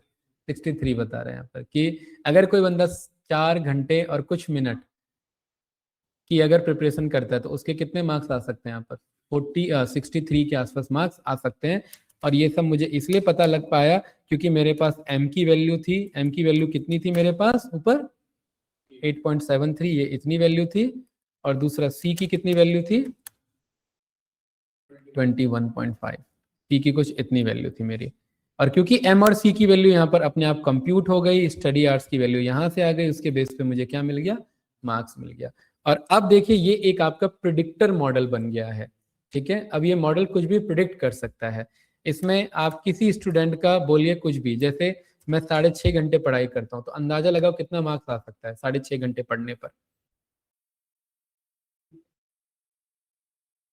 ये रन किया तो कितना आ रहा है आपका? 78 के आसपास आ रहा है ना। तो यही तो एमएल मॉडल बना। अब ये एमएल मॉडल क्या कर सकता है यहाँ पर? आप बस इसे इनपुट पे क्या दो? स्टडी आवर्स दो, और ये बदले में क्या बता देगा आपको? मार्क्स। तो क्या मैं ऐसे ना लिख करके, क्या मैं ऐसे लिख सकता हूं कि मेरे को फ्लोट में यहाँ पर इनपुट में इनपुट ले लो कि enter your study hours to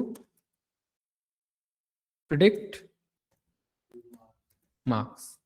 ऐसे कह सकते हैं कि भाई आपके मार्क्स कितने आ सकते हैं, वो प्रेडिक्ट करने के लिए आप मुझे बताओ कि आप कितने आवर्स की स्टडी करते हैं। जैसे इस कोड को रन किया तो मेरे से क्या कह रहा है? Enter your study hours to predict marks. मैंने यहाँ पर बोला कि मैं करता हूँ 5.5 घंटे की पढ़ाई, तो मेरे को क्या कह रहा है यहाँ पर? Your predicted marks is this. अच्छा, काफी बड़ी वैल्यू आ रही है। तो क्या मैं बोल सकता हूँ ये जो मार्क्स की वैल्यू आ रही है, इस मार्क्स की वैल्यू को यहां पर राउंड कर लेना, कितने डेसिमल प्लेस पे राउंड कर लेना, कॉमा 2 डेसिमल प्लेस पे राउंड कर लेना। अब अगर मैं 5.5 की स्टडी आवर्स करता हूं तो मैं कितने मार्क्स ला सकता हूं, 69.59 में मार्क्स ला सकता हूं। तो मेरा मॉडल बना कि नहीं बना, जिससे बदले में क्या देना है, स्टडी आवर्स, और वो बदले में क्या बता देगा, मुझे मार्क्स बता देगा। लेकिन ये मॉडल अभी उतना परफेक्ट नहीं है। इस मॉडल को हमें चेक करना है कि मॉडल सही भी काम कर रहा है या गलत काम कर रहा है। क्यों? अगर कोई बंदा कहता है मैं यहाँ 10 घंटे की पढ़ाई करता हूं, तो मॉडल क्या कह रहा है, अब 108 तो नहीं आ सकते, क्योंकि मशीन लर्निंग है, मशीन लर्निंग के पास एज केसेस नहीं होते। इसीलिए जब स्टार्टिंग में चैट जीपीटी आया था, गलत भी जवाब देता था और फार एक्सट्रीम आंसर भी देता था। इसको कंट्रोल किया जाता है कोड के थ्रू।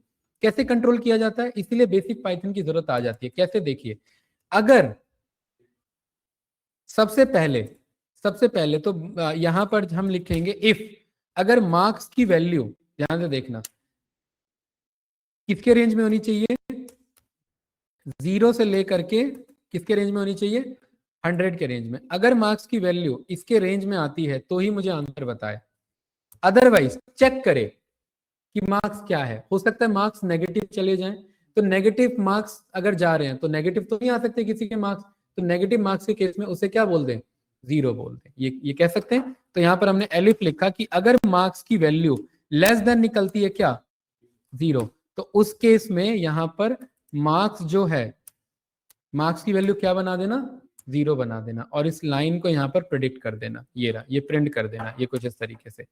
और एल्स ऐसा भी केस हो सकता है कि मार्क्स की वैल्यू 100 से क्रॉस हो जाए, तो उस केस में मार्क्स की वैल्यू अगर 100 से ऊपर जा रही है तो त्रिशा मार्क्स कितना रहने देना, फिर मैक्सिमम कितना, अगर किसी के 105 मार्क्स आ रहे हैं मॉडल के अकॉर्डिंग, तो 105 तो नहीं आ सकते ना, कितने आ रहे हैं, मतलब 100 आ रहे हैं, तो उस टाइम मार्क्स की वैल्यू क्या बना देना, 100 बना देना, और इसको यहाँ पर या प्रिंट करा करके लिख देना। अब ये रन करके देखेंगे और अब देखिए प्रॉपर कोड हो गया। अब क्या कह रहा है इधर, एंटर योर स्टडी आवर्स, मैंने बोल दिया मैं 15 घंटे पढ़ता हूं, तो 15 घंटे पढ़ने पर अब वो नहीं आ रहा मेरा कि 150 मार्क्स आ जाएंगे। ठीक है, अगर ये थोड़ी देर के लिए कोड में नहीं लिखता, ये कोड में यहां से थोड़ी देर के लिए कमेंट आउट कर दूं, ठीक है, और यहां पर जस्ट मैं नॉर्मली मार्क्स को प्रिंट करा करके दिखाऊं, ठीक है, तो देखो यहाँ पर 15 घंटे पढ़ने पर कितने मार्क्स आ रहे हैं, देखो 152 मार्क्स आ रहे हैं। तो ये हमने कोड के थ्रू कंट्रोल किया कि नहीं किया। अच्छा, और यही नहीं, अगर कोई बंदा कह रहा है मैं पढ़ ही नहीं रहा हूं, मैं सो रहा हूं, तो भी कितने मार्क्स आ रहे हैं यहाँ पर, 21 आ रहे हैं। हाँ, 21 इसीलिए आ रहे हैं क्योंकि ये इंटरसेप्ट है। ध्यान से समझिए, जब x की वैल्यू 0 होती है, यही हमने सीखा था, याद है ना, ये इक्वेशन है, when x is 0 y becomes c, y क्या बन जाता है, c के बराबर बन जाता है। जब इस इक्वेशन में x 0 हो गया, x मतलब बंदा कुछ भी नहीं पढ़ रहा है, तो ये पूरी वैल्यू 0 हो गई, तो y किसके बराबर हो गया, c के बराबर। c 21 आने का मतलब है कि बंदा अगर कुछ भी नहीं पढ़ रहा है तो भी एटलीस्ट इतने मार्क्स ला सकता है। वो डेली अगर स्टडी नहीं कर रहा है तो भी हमारा मॉडल कह रहा है कि इतने मार्क्स ला सकता है। ठीक है, अच्छा, और अगर यहाँ पर हम थोड़ा सा मॉडल के साथ खेले, हमने कहा हम उल्टा पढ़ाई कर रहे हैं, हम 10 घंटा कहीं और दे रहे हैं, -10, ऑल्दो नेगेटिव में डेटा नहीं हो सकता है, तो यहाँ पर -65 कैसे आ रहा है। अच्छा देखो, गलत आ रहा है ना, -65 नहीं आना चाहिए, इसीलिए तो हमने कहा कि ये गलत है, और इसीलिए हमने कहा हम डायरेक्ट प्रिंट नहीं करेंगे, अब हम क्या करेंगे, इफ एल्स का यूज करेंगे, इसका यूज करेंगे। अब अगर कोई कह रहा है कि -10, तो यहाँ पर देखो कितने मार्क्स आ रहे हैं उसके, 0 मार्क्स आ रहे हैं। ठीक है, इसीलिए इंटेलिजेंस, मशीन लर्निंग काम तो करता है इंटेलिजेंस पर, क्योंकि वो बेसिक बैकएंड में मैथमेटिकल चीजों को यूज कर रहा है, लेकिन उसके इंटेलिजेंस को कंट्रोल करने के लिए इफ एल्स की भी जरूरत पड़ती है, ट्रेडिशनल प्रोग्रामिंग की भी यहाँ पर जरूरत पड़ती है। तो ये जो हमने इतना यहाँ पर फॉर्मूला लिखा, ये हमारा प्रिडिक्शन करने का फॉर्मूला है। ये प्रिडिक्शन करने का फॉर्मूला इतना ट्रिकी नहीं होता, बहुत ईजी होता है, y = mx + c। तो sklearn मॉड्यूल ने क्या बोला, sklearn ने कहा यार बार बार आप अपना फॉर्मूला मत बनाओ, हमारे पास एक प्रिडिक्ट नाम का फंक्शन है। क्या है फंक्शन का, क्या नाम है, प्रिडिक्ट। आप बस इसे वैल्यू बता दो क्या प्रिडिक्ट करना है, ठीक है, और वो डबल स्क्वायर ब्रैकेट में बताना है, क्योंकि x हमेशा कैसा होना चाहिए, 2 डायमेंशनल शेप का। अगर कोई बंदा 6.5 घंटे स्टडी आवर्स करता है, तो देखो मॉडल क्या प्रिडिक्ट कर रहा है, कर रहा है ना। क्या इतना बड़ा ये जो मैं ऊपर y = mx + c इतना लिख रहा था, क्या इतना लिखने की जरूरत है, देखो दोनों सेम आंसर आ रहा है, देखो, बट ये थोड़ा सा देखने में अच्छा लग रहा है, और ये मेरा मॉडल ने पहले से आंसर जो है वो दे रखा है, मॉडल के अंदर ही प्रिडिक्ट नाम का कोड है मेरा। अगर आप चाहें तो ये डायरेक्टली भी यूज कर सकते हैं, ये कुछ इस तरीके से, ठीक है। तो यहां पर आप बोल सकते हैं स्टडी, स्टडी की वैल्यू यहां पर आपने कर दी 6.5, और यहां आप जो 6.5 लिख रहे थे यहां पर आप क्या लिख देंगे, स्टडी, और इसे आप स्टोर कर लेंगे मार्क्स में ऐसे, ठीक है। MRKS जानबूझ के लिखा है मैंने, और यहाँ पर आप प्रिंट करा देंगे राउंड करा करके, किसको, मार्क्स को 2 डेसिमल प्लेस पे। तो देखो कितना आ रहा है 7। अगर आप यहाँ पर बोलते हैं कि मैं 4.5 घंटे पढ़ रहा हूँ तो कितना मार्क्स आ रहा है 60.86। इसी का आप चाहें तो वेबसाइट बना सकते हैं जिसमें बंदा स्टडी आवर्स डाले और बदले में क्या पता लग जाए, ठीक है। बहुत कुछ किया जा सकता है ML के बेसिस पे, आपको मेन इसके फंडामेंटल को समझना होता है, ठीक है। देखिए मैं पहले बोल रहा हूं कि ये मुझे कोड बताने में ज्यादा टाइम नहीं लगता। कितने लाइन का कोड है, देखो एक्स और वाई में डिवाइड किया, मॉडल को फिट किया, मॉडल को फिट करने के बाद मॉडल ने हमें जो है वो 2 चीजें ला करके दिया, M और C, और उस M और C के बेसिस पे हमने अपना प्रेडिक्ट कर लिया। कितना टाइम लगता, बिल्कुल टाइम नहीं है, लेकिन इसके पीछे का कॉन्सेप्ट समझना जरूरी है कि ये प्रिडिक्ट कैसे कर रहा है, M क्या यहाँ रिप्रेजेंट कर रहा है, C यहाँ क्या रिप्रेजेंट कर रहा है, और इक्वेशन ऑफ लाइन बनाने के लिए M और C की यहाँ पर क्यों जरूरत है। ये सारी चीजें हमें फंडामेंटली पहले क्लियर होनी चाहिए। अब ये जो मैंने ये लाइन बनाई, ये तो मैं पेंट पे बना रहा था, ये लाइन क्या हम यहाँ ड्रॉ कर सकते हैं, बिल्कुल। अब मैं कह रहा हूं कि वो लाइन मुझे ड्रॉ करने के लिए मेरे मॉडल को मैंने कहा कि सारी चीजों को प्रिडिक्ट कर दो, जितना मेरे पास एक्स पहले से था। एक्स मेरे पास क्या क्या है, देखो ये सारे एक्स है मेरे पास, 1 घंटा 2 घंटा 3 घंटा, है ना। इसके बेस पे मैंने बोला कि मुझे प्रिडिक्ट करके बताओ बंदा अगर 1 घंटा पढ़ता है तो कितने मार्क्स ला सकता है। तो क्या बोला प्रिडिक्ट करने के लिए, मॉडल डॉट प्रिडिक्ट, और किसको भेज दिया, एक्स को भेज दिया। जैसे ही एक्स को भेजा तो देखो 1 घंटा पढ़ने पर कितना मार्क्स आ रहा है, और 10 घंटा या 9 घंटा पढ़ने पर कितना आ रहा है, 100 से ऊपर जा रहा है, हल्का सा जा रहा है ना, क्योंकि मशीन लर्निंग का को ना तो नीचे का लिमिट है ना ही अपर का लिमिट है, ये हम खुद कंट्रोल करते हैं कोड के थ्रू।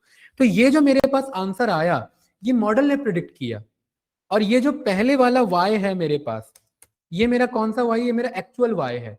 ये वाला मार्क्स पहले से था, त्रिषा यस या नो एकांश, और ये वाला जो y आ रहा है ये कौन मुझे प्रिडिक्ट करके दे रहा है, मॉडल प्रिडिक्ट करके दे रहा है। तो क्या ये जो मेरा y आ रहा है, क्या इसे मैं y प्रेडिक्टेड के नाम से स्टोर कर सकता हूं।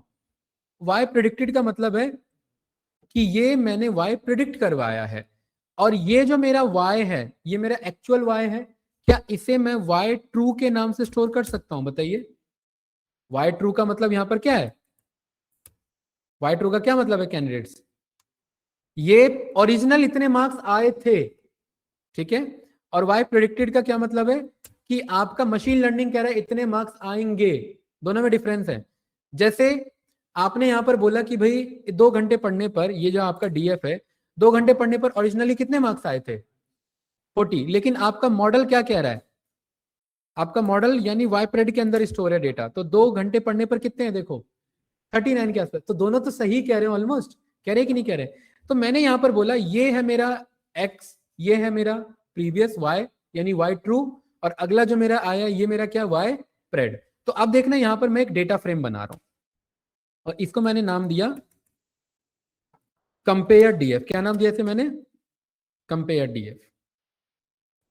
पीडी डॉट डेटा फ्रेम, सबसे पहले तो मुझे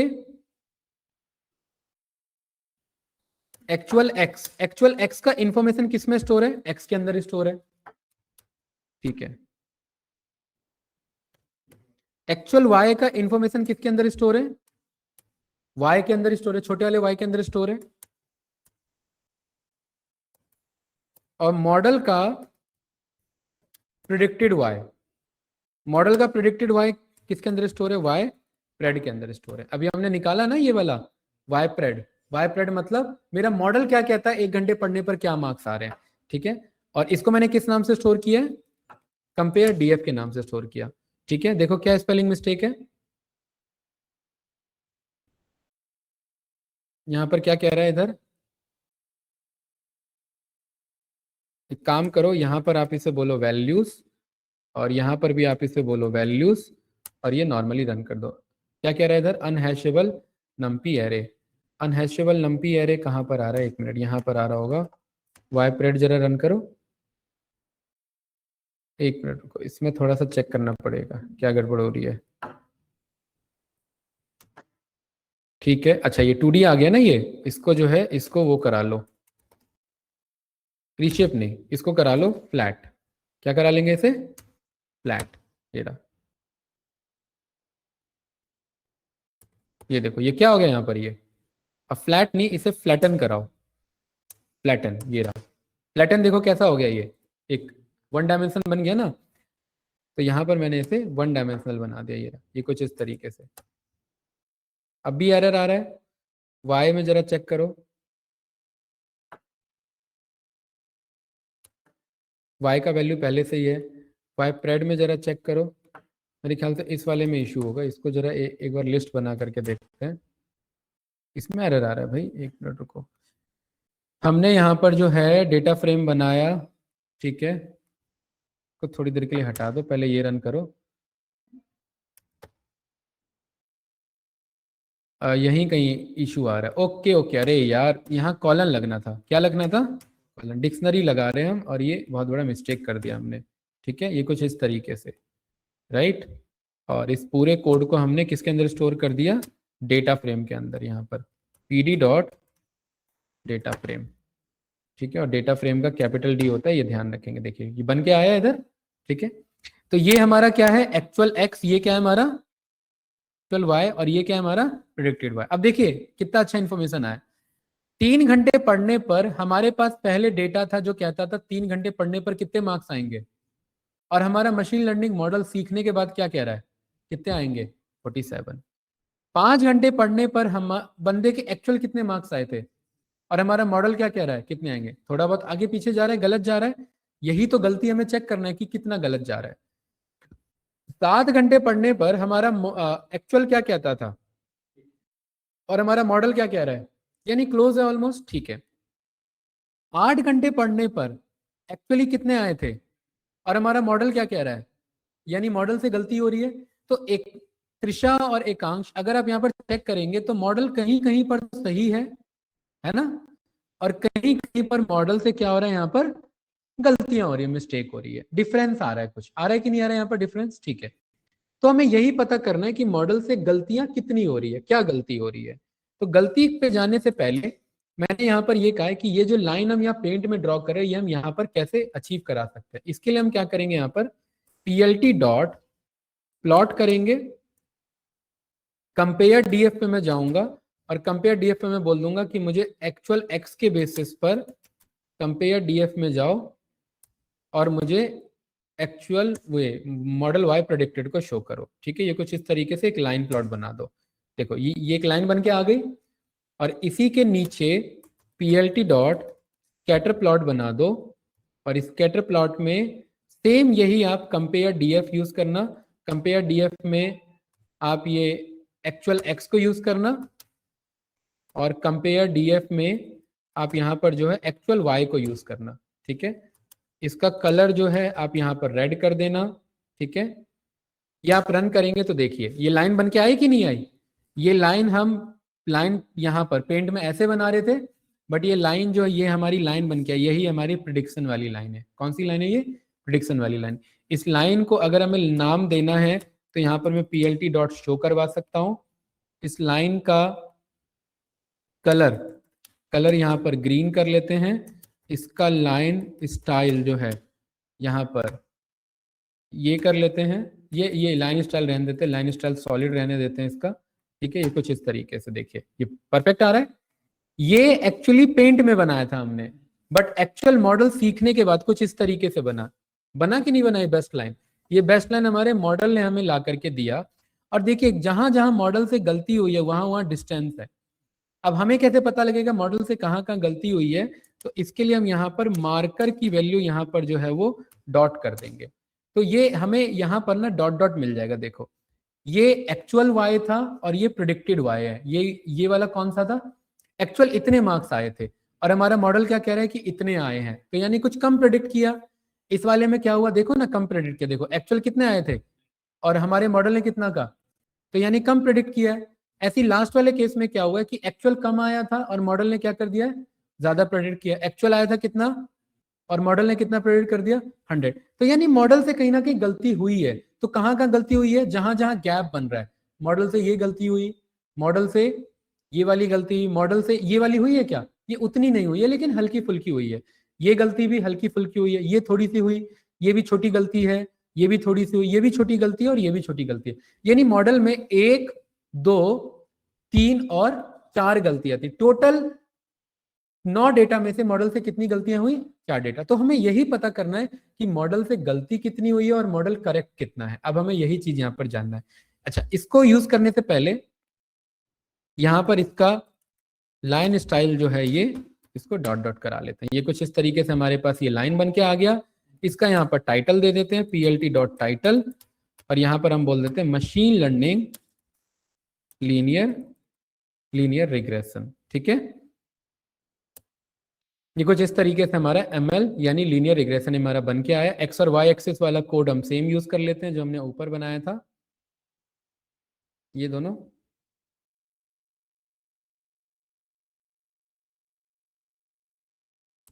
ये कुछ इस तरीके से, ठीक है। एक्स और वाई लेवल आ गए दोनों। अच्छा, और मुझे पता है ये वाला जो रेड है ये मेरे ओरिजिनल डेटा पॉइंट को शो कर रहा है। तो यहाँ पर ये जो स्कैटर प्लॉट था, इस स्कैटर प्लॉट में मैं यहाँ पर आकर के लेबल दे सकता हूँ और यहाँ पर मैं बोल सकता हूँ ओरिजिनल डेटा, है ना। और ये जो लाइन बनी है ग्रीन वाली, ये मेरी बेस्ट लाइन बनी है। तो इसको मैं लेबल दे सकता हूं यहाँ पर क्या, बेस्ट लाइन। और इसको, इन दोनों लेवल को शो कराने के लिए अगर आप ऐसे रन करेंगे तो वो आता नहीं है। इन दोनों को शो कराने के लिए आप यहाँ plt डॉट लेजेंड, ये सब मैटप्लॉटलिब में आपने सीखा होगा। ठीक है, ये देखिए ये लिखा आ गया ना यहाँ पर, ये आपका बेस्ट लाइन है, ग्रीन को रिप्रेजेंट कर रहा है, और ये क्या आपका रिप्रेजेंट कर रहा है, ओरिजिनल डेटा के बेस पे। अब इसके बेस पे आप कहीं पर भी कुछ भी प्रिडिक्ट कर सकते हैं, और ये मॉडल मशीन लर्निंग में कुछ आप इस तरीके से ही बनाते हैं। लेकिन इसमें आपने जाना कि आपके मॉडल से क्या हुआ है, मिस्टेक हुआ है। पहला मिस्टेक, दूसरा मिस्टेक, तीसरा मिस्टेक और चौथा मिस्टेक। ये क्लियर है? अब थोड़ा अच्छे से समझना यहाँ पर फिर मैथमेटिक्स से। अब अगर इसको मैं मिस्टेक 1 बोलूं तो मिस्टेक 1 यानी क्या, इसे मैं मिस्टेक 1 को क्या मैं इस नाम से स्टोर कर सकता हूं, E1, और यहां पर E का मतलब है एरर 1 से। तो अगर मेरे पास 4 मिस्टेक हैं तो 4 एरर्स होंगे मेरे पास। तो क्या मैं बोल सकता हूं कि खाली 4 एरर नहीं होंगे, यहां पर ये दिख नहीं रहा है एरर, तो ये भी है ना, छोटा ही एरर है लेकिन है तो एरर। तो क्या मैं बोल सकता हूं कि जो एरर है मेरा, वो एरर एक्चुअली में क्या है कि लाल वाला पॉइंट कहां पर था और ग्रीन वाला पॉइंट कहां पर था, उनके बीच की दूरी, यही है ना। तो लाल वाला जो पॉइंट था वो मेरा y एक्चुअल था, और y एक्चुअल को किस नाम से हम जानते हैं, y ट्रू। और मेरा ग्रीन वाला पॉइंट मेरा मॉडल है, मॉडल के y को हम किस नाम से जानते हैं, y। उनके बीच की दूरी को ही तो हम एरर कहेंगे। अगर ये दूरी 0 है इट मींस एरर नहीं है, और अगर ये दूरी बहुत ज्यादा है इट मींस एरर बहुत ज्यादा है। तो इसको हमने क्या नाम दिया, एरर दिया। अब थोड़ी देर के लिए यहां पर मेरे पास 4 एरर है, तो यहां पर E1 मतलब एरर 1। तो एरर 1 देखिए क्या बनेगा, ये जो y ट्रू है, y ट्रू मतलब ओरिजिनल y, ओरिजिनल y में से माइनस करूंगा मैं y प्रेडिक्टेड यानी प्रिडिक्टेड वाला y। तो एक्चुअली में मैथमेटिशियंस ने बोला कि आप इसे ऐसे मत लिखिए, इसको लिखने का एक उसने नया तरीका दिया। अगर आपके अपने मॉडल में एरर्स पता करने कि कितने एरर है, तो मॉडल में हमारे पास 3 तरीके के एरर होते हैं। कितने तरीके के, 3 तरीके के। मॉडल को इवेल्युएट करने के लिए आपको क्या फाइंड करना होता है, एरर फाइंड करना होता है। एरर फाइंड करने के लिए हमें क्या फाइंड करना होता है, लॉस। एरर को ही लॉस कहा जाता है, क्या कहा जाता है, लॉस। और एरर को ही लॉस, और एरर को ही क्या कहा जाता है, कॉस्ट। तो ये तीनों नाम से जाने जाते हैं। क्या, पहला क्या है, एरर, दूसरा लॉस और कॉस्ट। इनको इन इन 3 नाम से मार्केट में जाना जाता है, एरर फंक्शन, लॉस फंक्शन या कॉस्ट फंक्शन। ठीक है, और इनका क्या मतलब होता है कि आपके मॉडल में कितनी गलतियां हैं। जैसे डॉक्टर अगर कुछ ट्रीटमेंट करता है तो गलत दवाई के कारण इन्फेक्शन भी हो जाता है, तो इन्फेक्शन अगर कम है तो वो इन्फेक्शन ट्रीट किया जा सकता है। इन्फेक्शन ही बहुत ज्यादा हो गया है तो बहुत बड़ा एरर है ना। तो हमारे मॉडल में भी ये लॉस, कॉस्ट और एरर, ये तीनों क्या होने चाहिए, कम से कम होने चाहिए। ये बात क्लियर है? तो हमारे पास 3 तरीके के एरर हैं। पहला एरर जिसे हम बोलते हैं MAE एरर, क्या बोलते हैं इसे, और इस एरर का शॉर्ट में नाम है MAE, और इसे एक्चुअल में बोलते हैं मीन एब्सोल्यूट एरर। क्या कहा जाता है इसे? Mean absolute error. दूसरा एरर है, उसका नाम है यहां पर आपका MSE। क्या नाम है इसका? शॉर्ट में MSE। इसे कहा जाता है मीन स्क्वायर्ड एरर। तीसरा एरर जो कि इसी MSE का दोस्त है, इसी के हेल्प से निकला है, उसका नाम है आपका RMSE। क्या नाम है इसका? RMSE। RMSE का मतलब है रूट मीन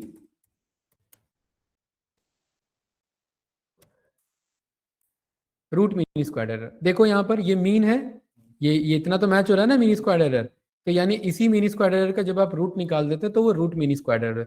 तो किसी मॉडल को इवेल्युएट करना है तो हमें तीन चीजें फाइंड करनी पड़ेंगी। क्या है तीन चीजें? एरर, लॉस या कॉस्ट। ये तीनों एक ही नाम है, स्पेलिंग अलग है, नेम अलग है, ठीक है, मीनिंग एक है। और तीन तरीके के लीनियर रिग्रेशन के एरर होते हैं। लीनियर रिग्रेशन के कितने टाइप्स के एरर हैं? थ्री टाइप्स ऑफ एरर या लीनियर रिग्रेशन एरर। ठीक है, तीन तरीके के लीनियर रिग्रेशन एरर है। क्या नाम है? MAE, MSE और RMSE। सबसे पहले समझते हैं यहां पर MAE को। ठीक है, अब ध्यान से देखना। अभी हमने जाना, मैं ज्यादा पॉइंट नहीं लूंगा, छोटे पॉइंट लूंगा बस, ठीक है, कि ये मेरे कुछ एक्चुअल डेटा पॉइंट थे, ये अभी हमने जाना। ठीक है, ये कुछ इस तरीके से था, राइट। इसके बेस पे हमारा मॉडल क्या करता है? एक बेस्ट लाइन बनाता है। ये देखा था ना अभी हमने, ये रहा, ऐसे बनाता है, ठीक है, ऐसे ही बनाता है, इंटरनली सॉल्व होता है सारी चीजें, ठीक है। और हमने ये जाना कि इनके बीच की ये जो दूरी होती है, इस दूरी को ही एरर कहा जाता है। क्या कहा जाता है? इस दूरी को एरर कहा जाता है। तो ये एरर देखो हर जगह मिलेगा, कहीं छोटा मिलेगा, कहीं बड़ा मिलेगा, लेकिन एरर तो हर जगह है कि नहीं? इधर कहीं छोटा एरर है तो कहीं बड़ा एरर है। क्या ये बात क्लियर है यहाँ पर ऑनलाइन स्टूडेंट? यस या नो बताइए क्लास, यहाँ तक क्लियर है ना? ठीक है, टीके हैं या गए? हेलो त्रिषा, एकांश कहाँ है? हाँ।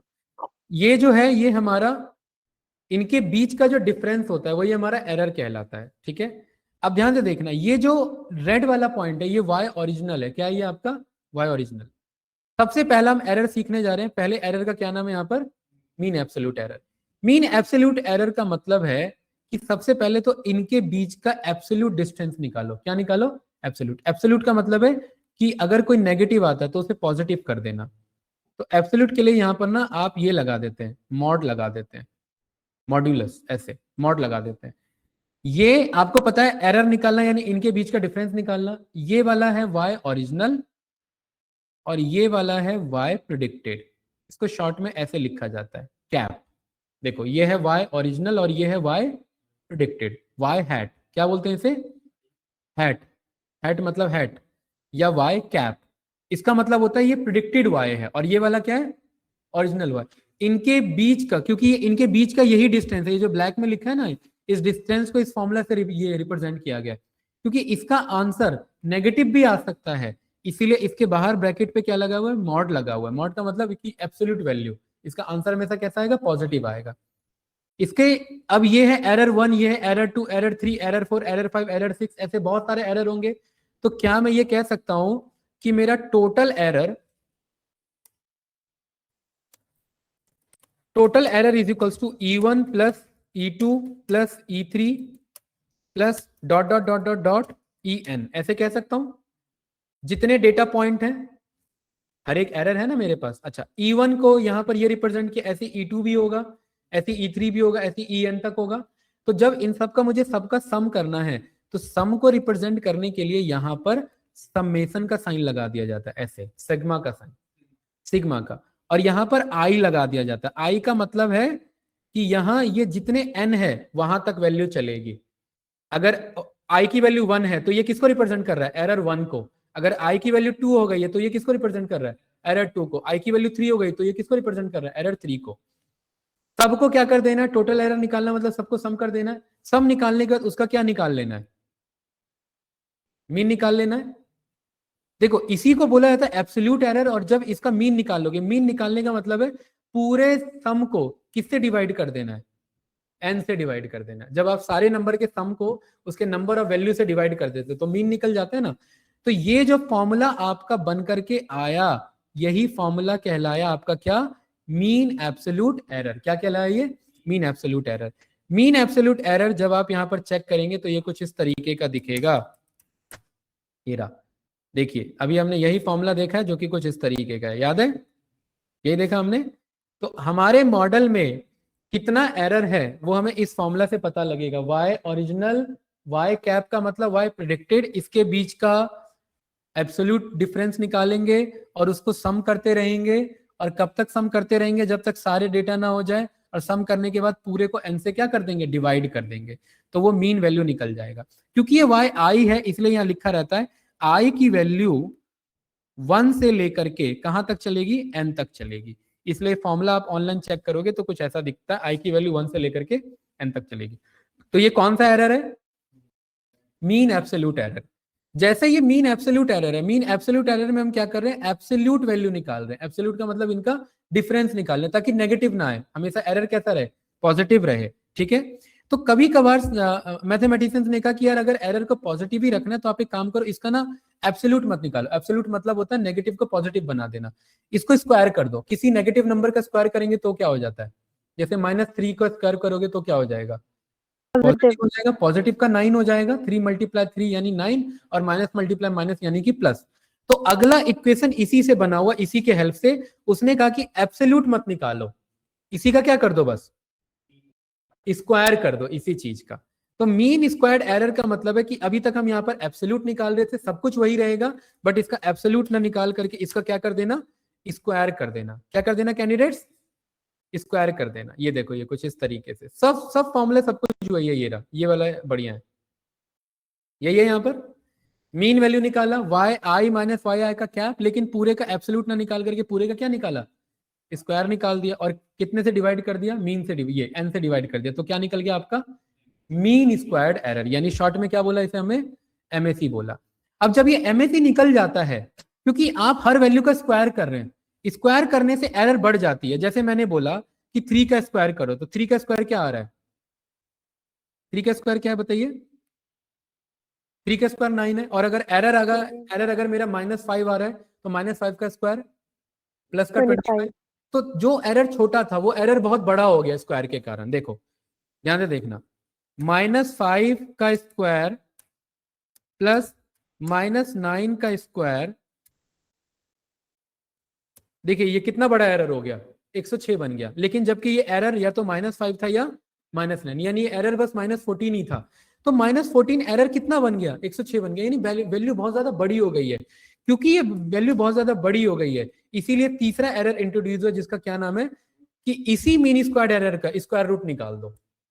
इसी मीन स्क्वायर एरर का क्या कर दो, स्क्वायर रूट निकाल दो, उसको वापिस से अंडर रूट में पास कर दो, तो वो रूट मीन स्क्वायर एरर हो जाएगा।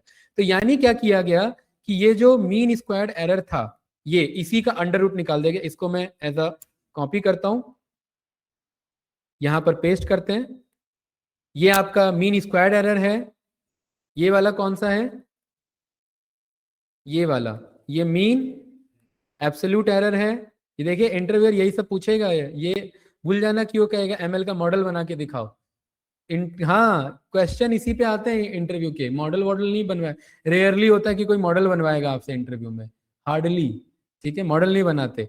ये सब कॉन्सेप्ट पूछे जाते हैं। 2 एरर हो गए, मीन एब्सोल्यूट एरर और मीन स्क्वायर्ड एरर। और तीसरा क्या है कि इसी वाले मीन स्क्वायर्ड एरर का त्रिशा क्या कर दो, स्क्वायर रूट निकाल दो।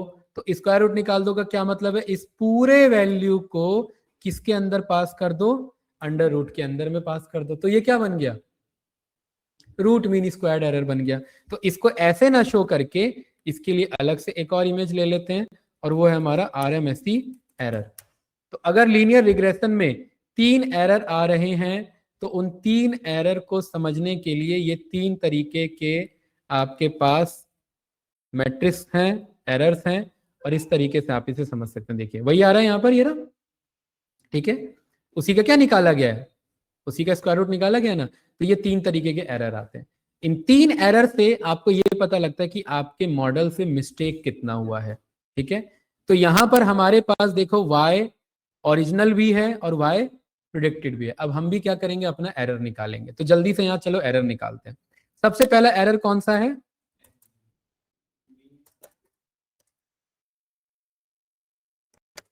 Mean absolute error.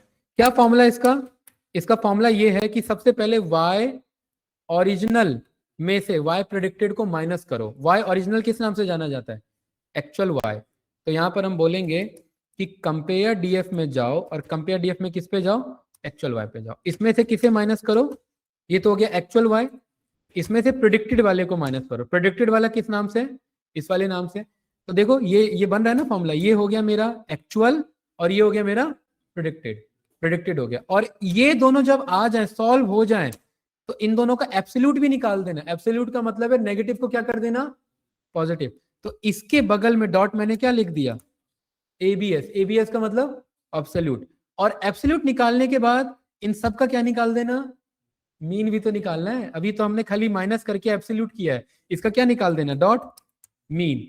और जब आप यहां पर आप ये रन करेंगे, आपके सामने ये रहा एरर आ गया। ये रहा, कितना आया एरर यहाँ पर, 2.52। इसका मतलब है कि आपके मॉडल से इतना एरर हुआ है। या तो 2.52 मार्क्स ज्यादा बता देता है या 2.52 मार्क्स कम बता देता है। एरर का मतलब ये होता है, या तो ज्यादा बता रहा है या कम बता रहा है। तो इसको और तरीके से लिखेंगे, यहां पर ऐसे लिखेंगे, प्रिंट में मीन एब्सोल्यूट एरर, और इसकी वैल्यू किसके अंदर स्टोर है, एमएई के अंदर स्टोर है। और इसे हमने क्या कर लिया, राउंड कर लिया, कितने डेसिमल प्लेस पे, 2 डेसिमल प्लेस पे। तो ये मस्त हमारे सामने आंसर आ गया। ठीक है, ये कौन सा एरर था, मीन एब्सोल्यूट एरर। जैसे मीन एब्सोल्यूट एरर है, ऐसी क्या है हमारे पास, अगला एरर कौन सा है, मीन स्क्वायर्ड एरर।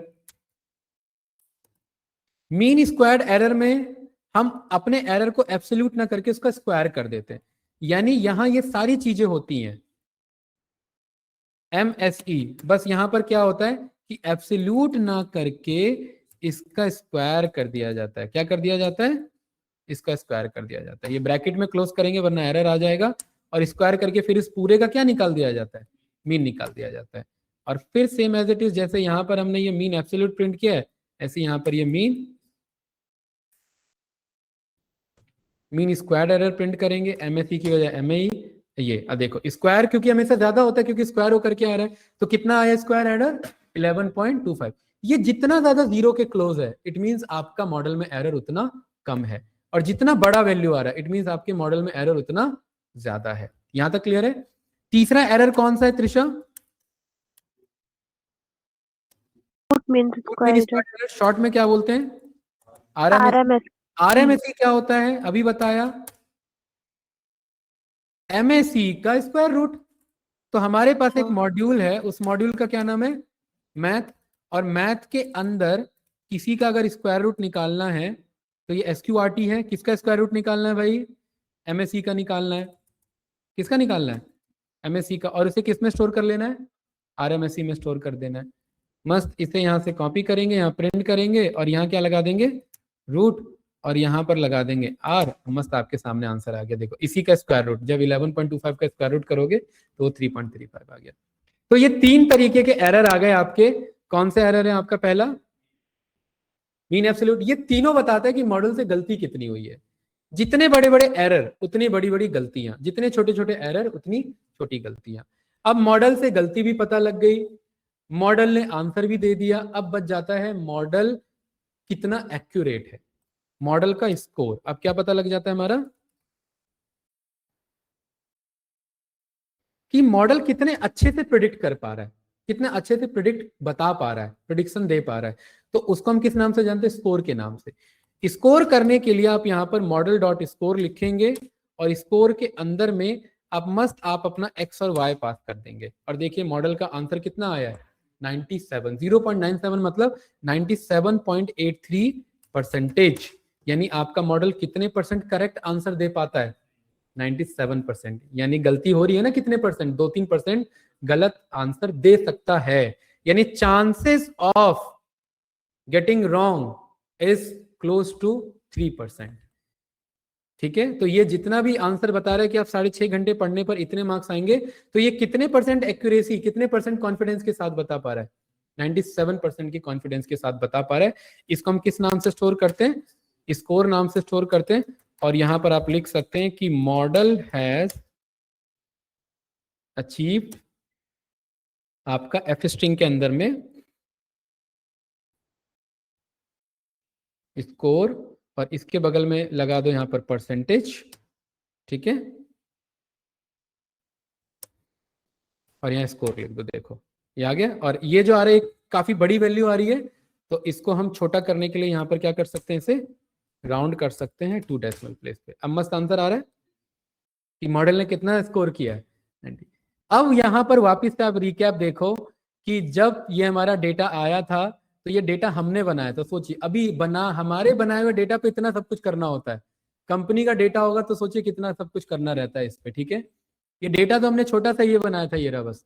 ये डेटा बनाया, डेटा बना करके डेटा को समझा, एक्स और वाई में डिवाइड किया, डेटा के बारे में एनालिसिस परफॉर्म किया, कोरिलेशन डिस्क्राइब, यहाँ पर चार्ट्स परफॉर्म किए, कोरिलेशन चेक किया, डेटा का डिस्ट्रीब्यूशन चेक किया, मॉडल बिल्डिंग समझा, ट्रेडिशनल वे और एमएल में डिफरेंस समझा, डेटा को तो 2 पार्ट में डिवाइड किया, एसक्यूएल इंपोर्ट किया, एसक्यूएल का वर्जन चेक किया, मॉडल इंपोर्ट किया, मॉडल को फिट किया, फिट को ट्रेनिंग पार्ट बोला, डेटा का टाइप चेक किया, सीरीज आ रहा था गलत हुआ उसको डेटा फ्रेम में कन्वर्ट किया, इक्वेशन ऑफ लाइन को समझा, स्लोप को समझा, इंटरसेप्ट को समझा।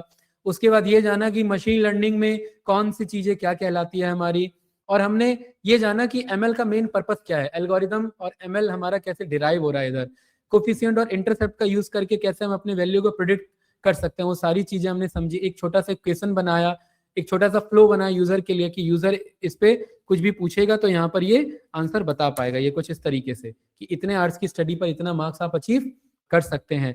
उसके बाद मॉडल के 3 एरर पता किए, क्योंकि मॉडल से गलती हो रही थी, तो 3 एरर पता करने के लिए हमने यहाँ पर मॉडल को भी प्रेजेंट किया कि हमारा बेस्ट लाइन कैसे निकल करके आ रहा है, पूरा लाइन चार्ट यहाँ पर स्कैटर प्लॉट के साथ शो किया, 3 एरर आइडेंटिफाई किए, mean absolute, mean square error, root mean square error, और फाइनली मॉडल का स्कोर दिखाया।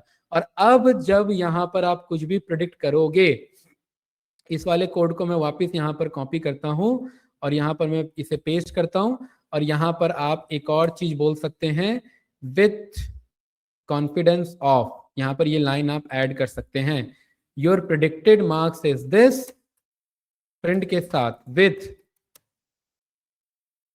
कॉन्फिडेंस ऑफ कितने परसेंट के साथ, ये कितने परसेंट के साथ कह रहा है कि ऐसा आ सकता है, ये भी तो बताना होगा ना हमें। तो ये कुछ इस तरीके से, ठीक है, लाइक दिस, यहाँ पर ये लाइक दिस, और यहाँ पर या ये काम करो, इसे अलग रखो, इसे इफ एल्स में लिखने की जरूरत नहीं, यहाँ पर ये यहाँ पर रखो, क्योंकि कॉन्फिडेंस तो तीनों में सेम है ना भाई, तो 3 अलग अलग कोड क्यों बनाए।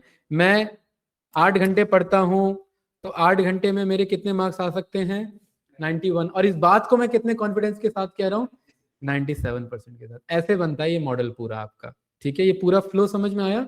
ये पूरा मॉडल बनने के बाद लास्ट स्टेप होता है इस मॉडल को सेव करना, बट इतना जल्दी हम इस पे मॉडल सेव पर नहीं आते, इस बीच में बहुत कुछ होता है, ठीक है। कल की क्लास में हम एक और प्रैक्टिकल डेटा पे काम करेंगे। अभी तो एक पूरा डमी डेटा था, कल से अब हमारा प्रैक्टिकल डेटा पे काम स्टार्ट होगा। डेटा को समझेंगे और अलग अलग तरीके से कैसे मॉडल का एनालिसिस होगा वो समझेंगे। मैथमेटिक्स कॉन्सेप्ट बीच में आएगा, घबराना नहीं है, कॉन्सेप्ट को समझते हुए चलना है। एक बार में चीजें क्लियर नहीं होंगी, इन सारी चीजों को डाइजेस्ट करने के लिए टाइम चाहिए। इसी कॉन्सेप्ट को, क्योंकि फॉर्मूला जितना इजिली मेरे को ये सारी चीजें रिटेन है, उस लेवल पर आपको याद करने के लिए बार बार इसकी प्रैक्टिस की रिक्वायरमेंट होगी। ये याद नहीं करना, ये समझना है कि ये ऐसा आया क्यों है, ताकि ये फॉर्मूला भूल जाओ तो भी बना लो वापस से, ये फॉर्मूला कैसे बन करके आया। वो सारी चीजें जब यहाँ याद रखोगे तो मशीन लर्निंग सीखना बहुत ज्यादा ईजी रहेगा। अदरवाइज कोड अगर रट के बैठोगे तो एमएल नहीं सीख पाओगे। ये सिंपल सा कॉन्सेप्ट है, ठीक है। तो आज के लिए काफी इनफ है, समझ में आया, ठीक है भाई। अभी के लिए डन करते हैं।